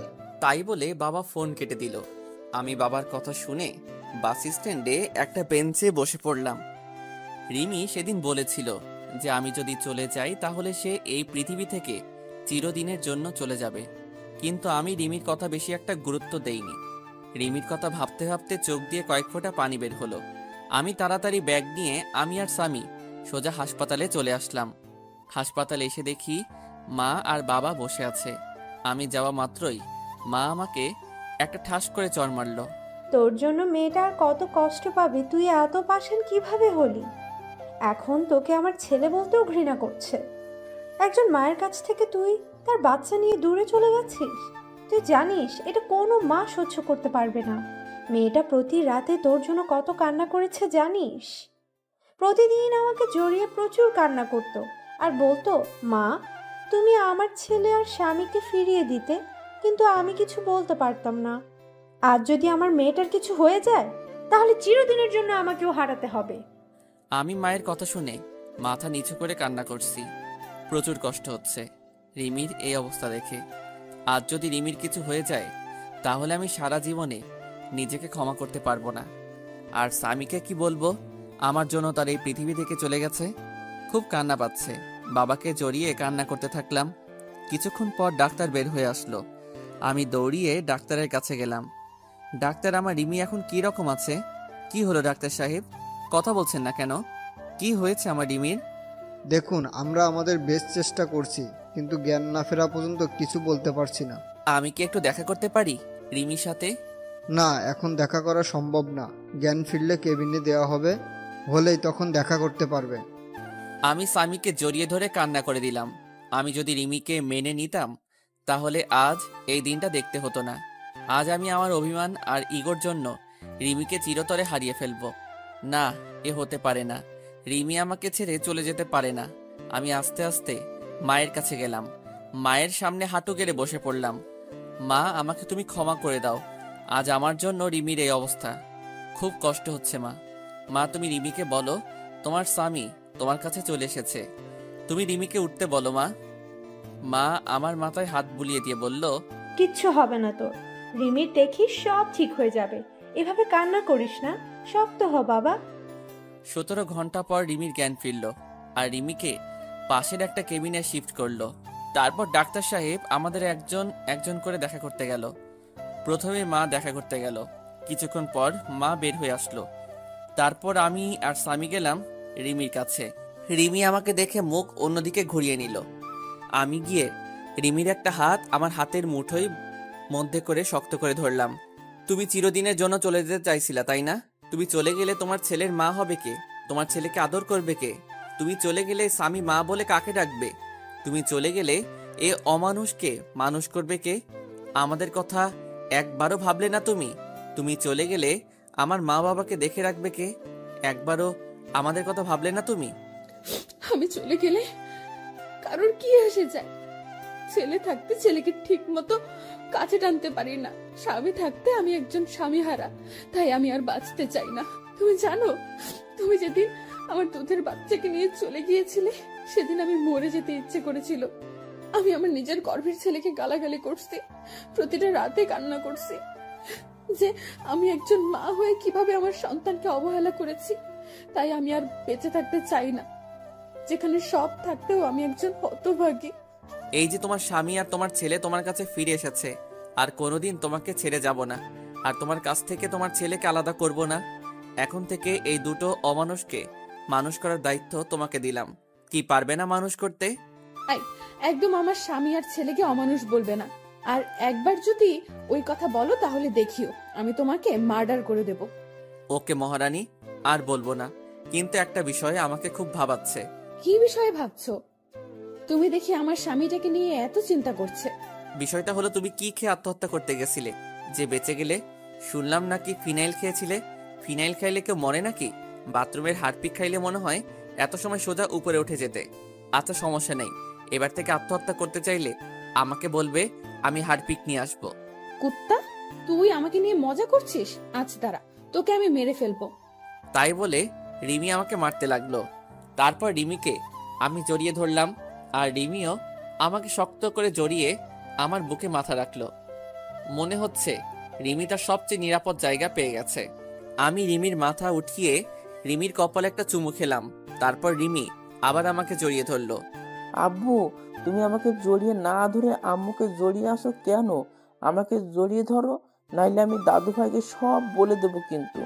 তারপর রিমি আমাকে ছেড়ে দিয়ে স্বামীকে কোলে তুলে নিয়ে পাগলের মতো দুই গালে, কপালে, নাকে ইচ্ছে মতো চুমু খেতে লাগলো। আমি মা ছেলের ভালোবাসা দেখছি।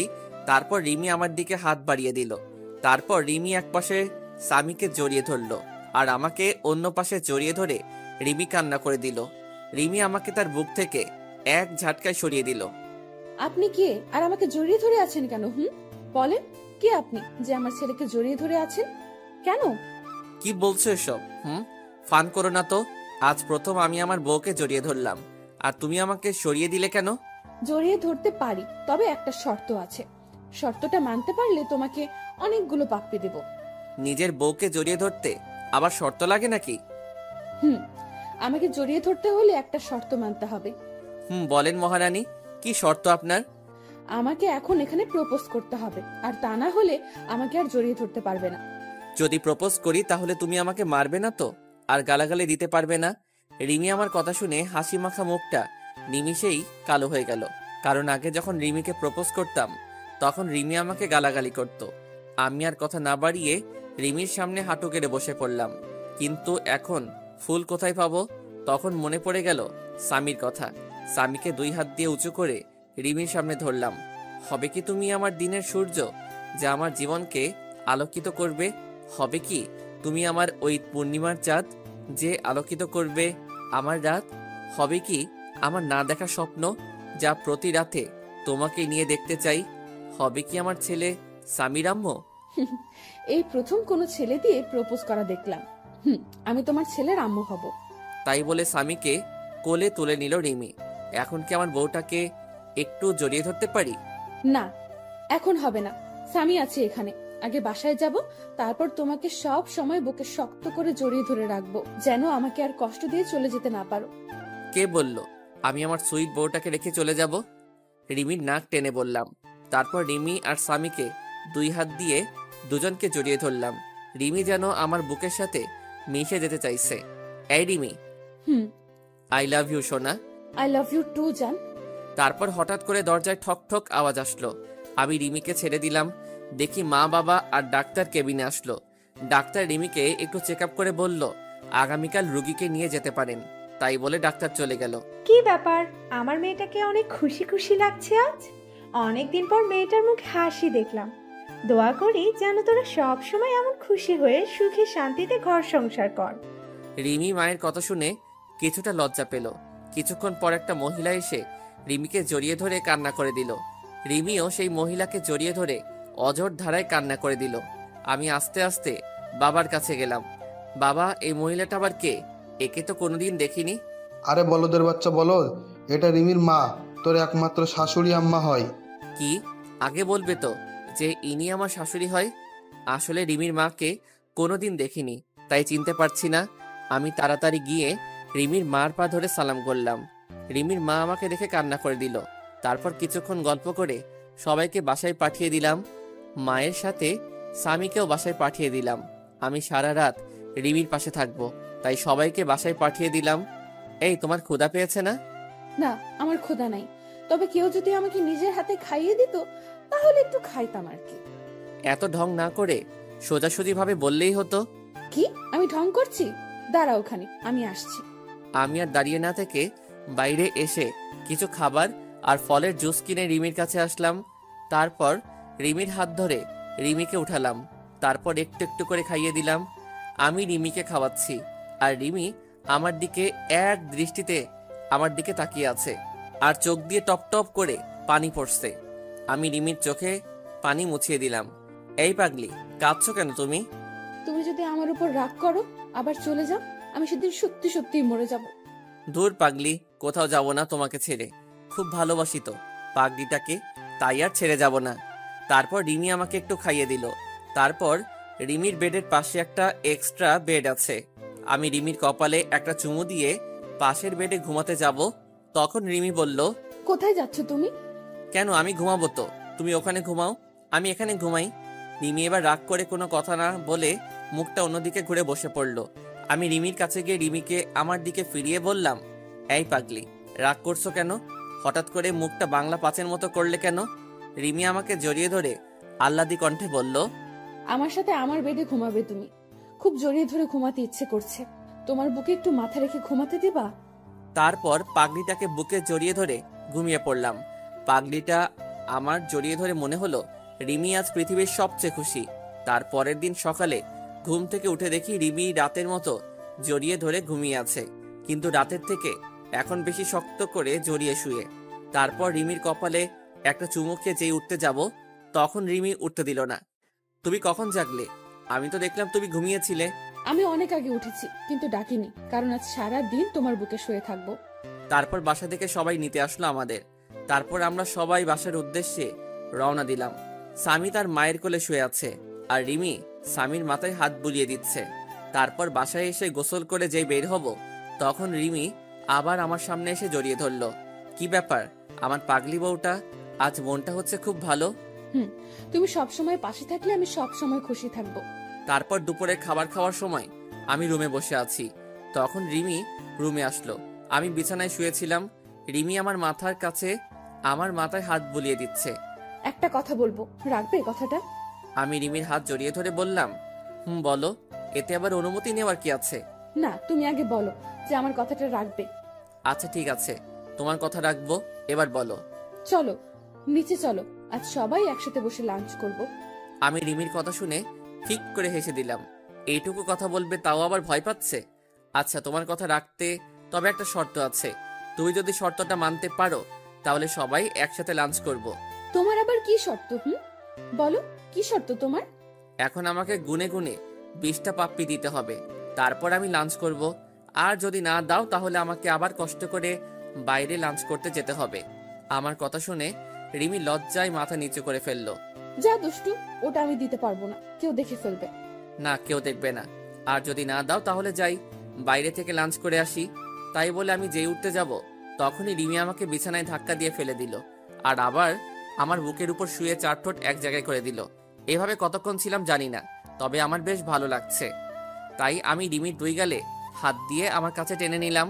রিমি আমাকে ছেড়ে দিয়ে যেই চলে যাবে, তখনই আমি আবার রিমির হাত ধরে আবার আমার বুকের উপর নিয়ে আসলাম। রিমি এবার আমার গলা জড়িয়ে ধরে আমার বুকের উপর শুয়ে পড়ল। এই, আমরা হানিমুন করতে যাব না? ঢং দেখলে বাঁচি না, বুড়ো বয়সে হানিমুন তোমার? দাঁড়াও, বের করছি, দাঁড়াও। এই বলে রিমি আমাকে মারতে থাকলো। কি, আমি বুড়ো? তাহলে তুমি আমার সুইট বুড়ি বউ। আচ্ছা ঠিক আছে, এই বুড়োর সাথে তোমার থাকতে হবে না, আমি আবার চলে যাব। আগে আমি আর স্বামী যেখানে থাকতাম। রিমি আমার কথা শুনে আমাকে এবার শক্ত করে জড়িয়ে ধরে কান্না করে দিল। না, তুমি কোথাও যাবে না, তোমাকে আমি কোথাও যেতে দেব না। তুমি চলে গেলে এবার আমি সত্যি সত্যি মরে যাব। চুপ পাগলি, মরার কথা আর একবার যেন মুখে না শুনি। তুমি কি ভাবছো এই 5টা বছর তোমার কাছ থেকে দূরে সরে খুব খুশি ছিলাম, তাই না? তোমার কথা প্রচুর মনে পড়তো, খুব কষ্ট হতো তোমার মা বাবার কথা মনে পড়লে। তাহলে তুমি এই মাত্র বললে আমাকে ছেড়ে চলে যাবে? না, তোমাদেরকে ছেড়ে আমি কোথাও যাব না। চলো নিচে চলো, সবাই অপেক্ষা করছে আমাদের জন্য। তারপর নিচে এসে সবাই একসাথে খেতে বসলাম। রিমি স্বামীকে খাওয়াই দিচ্ছে।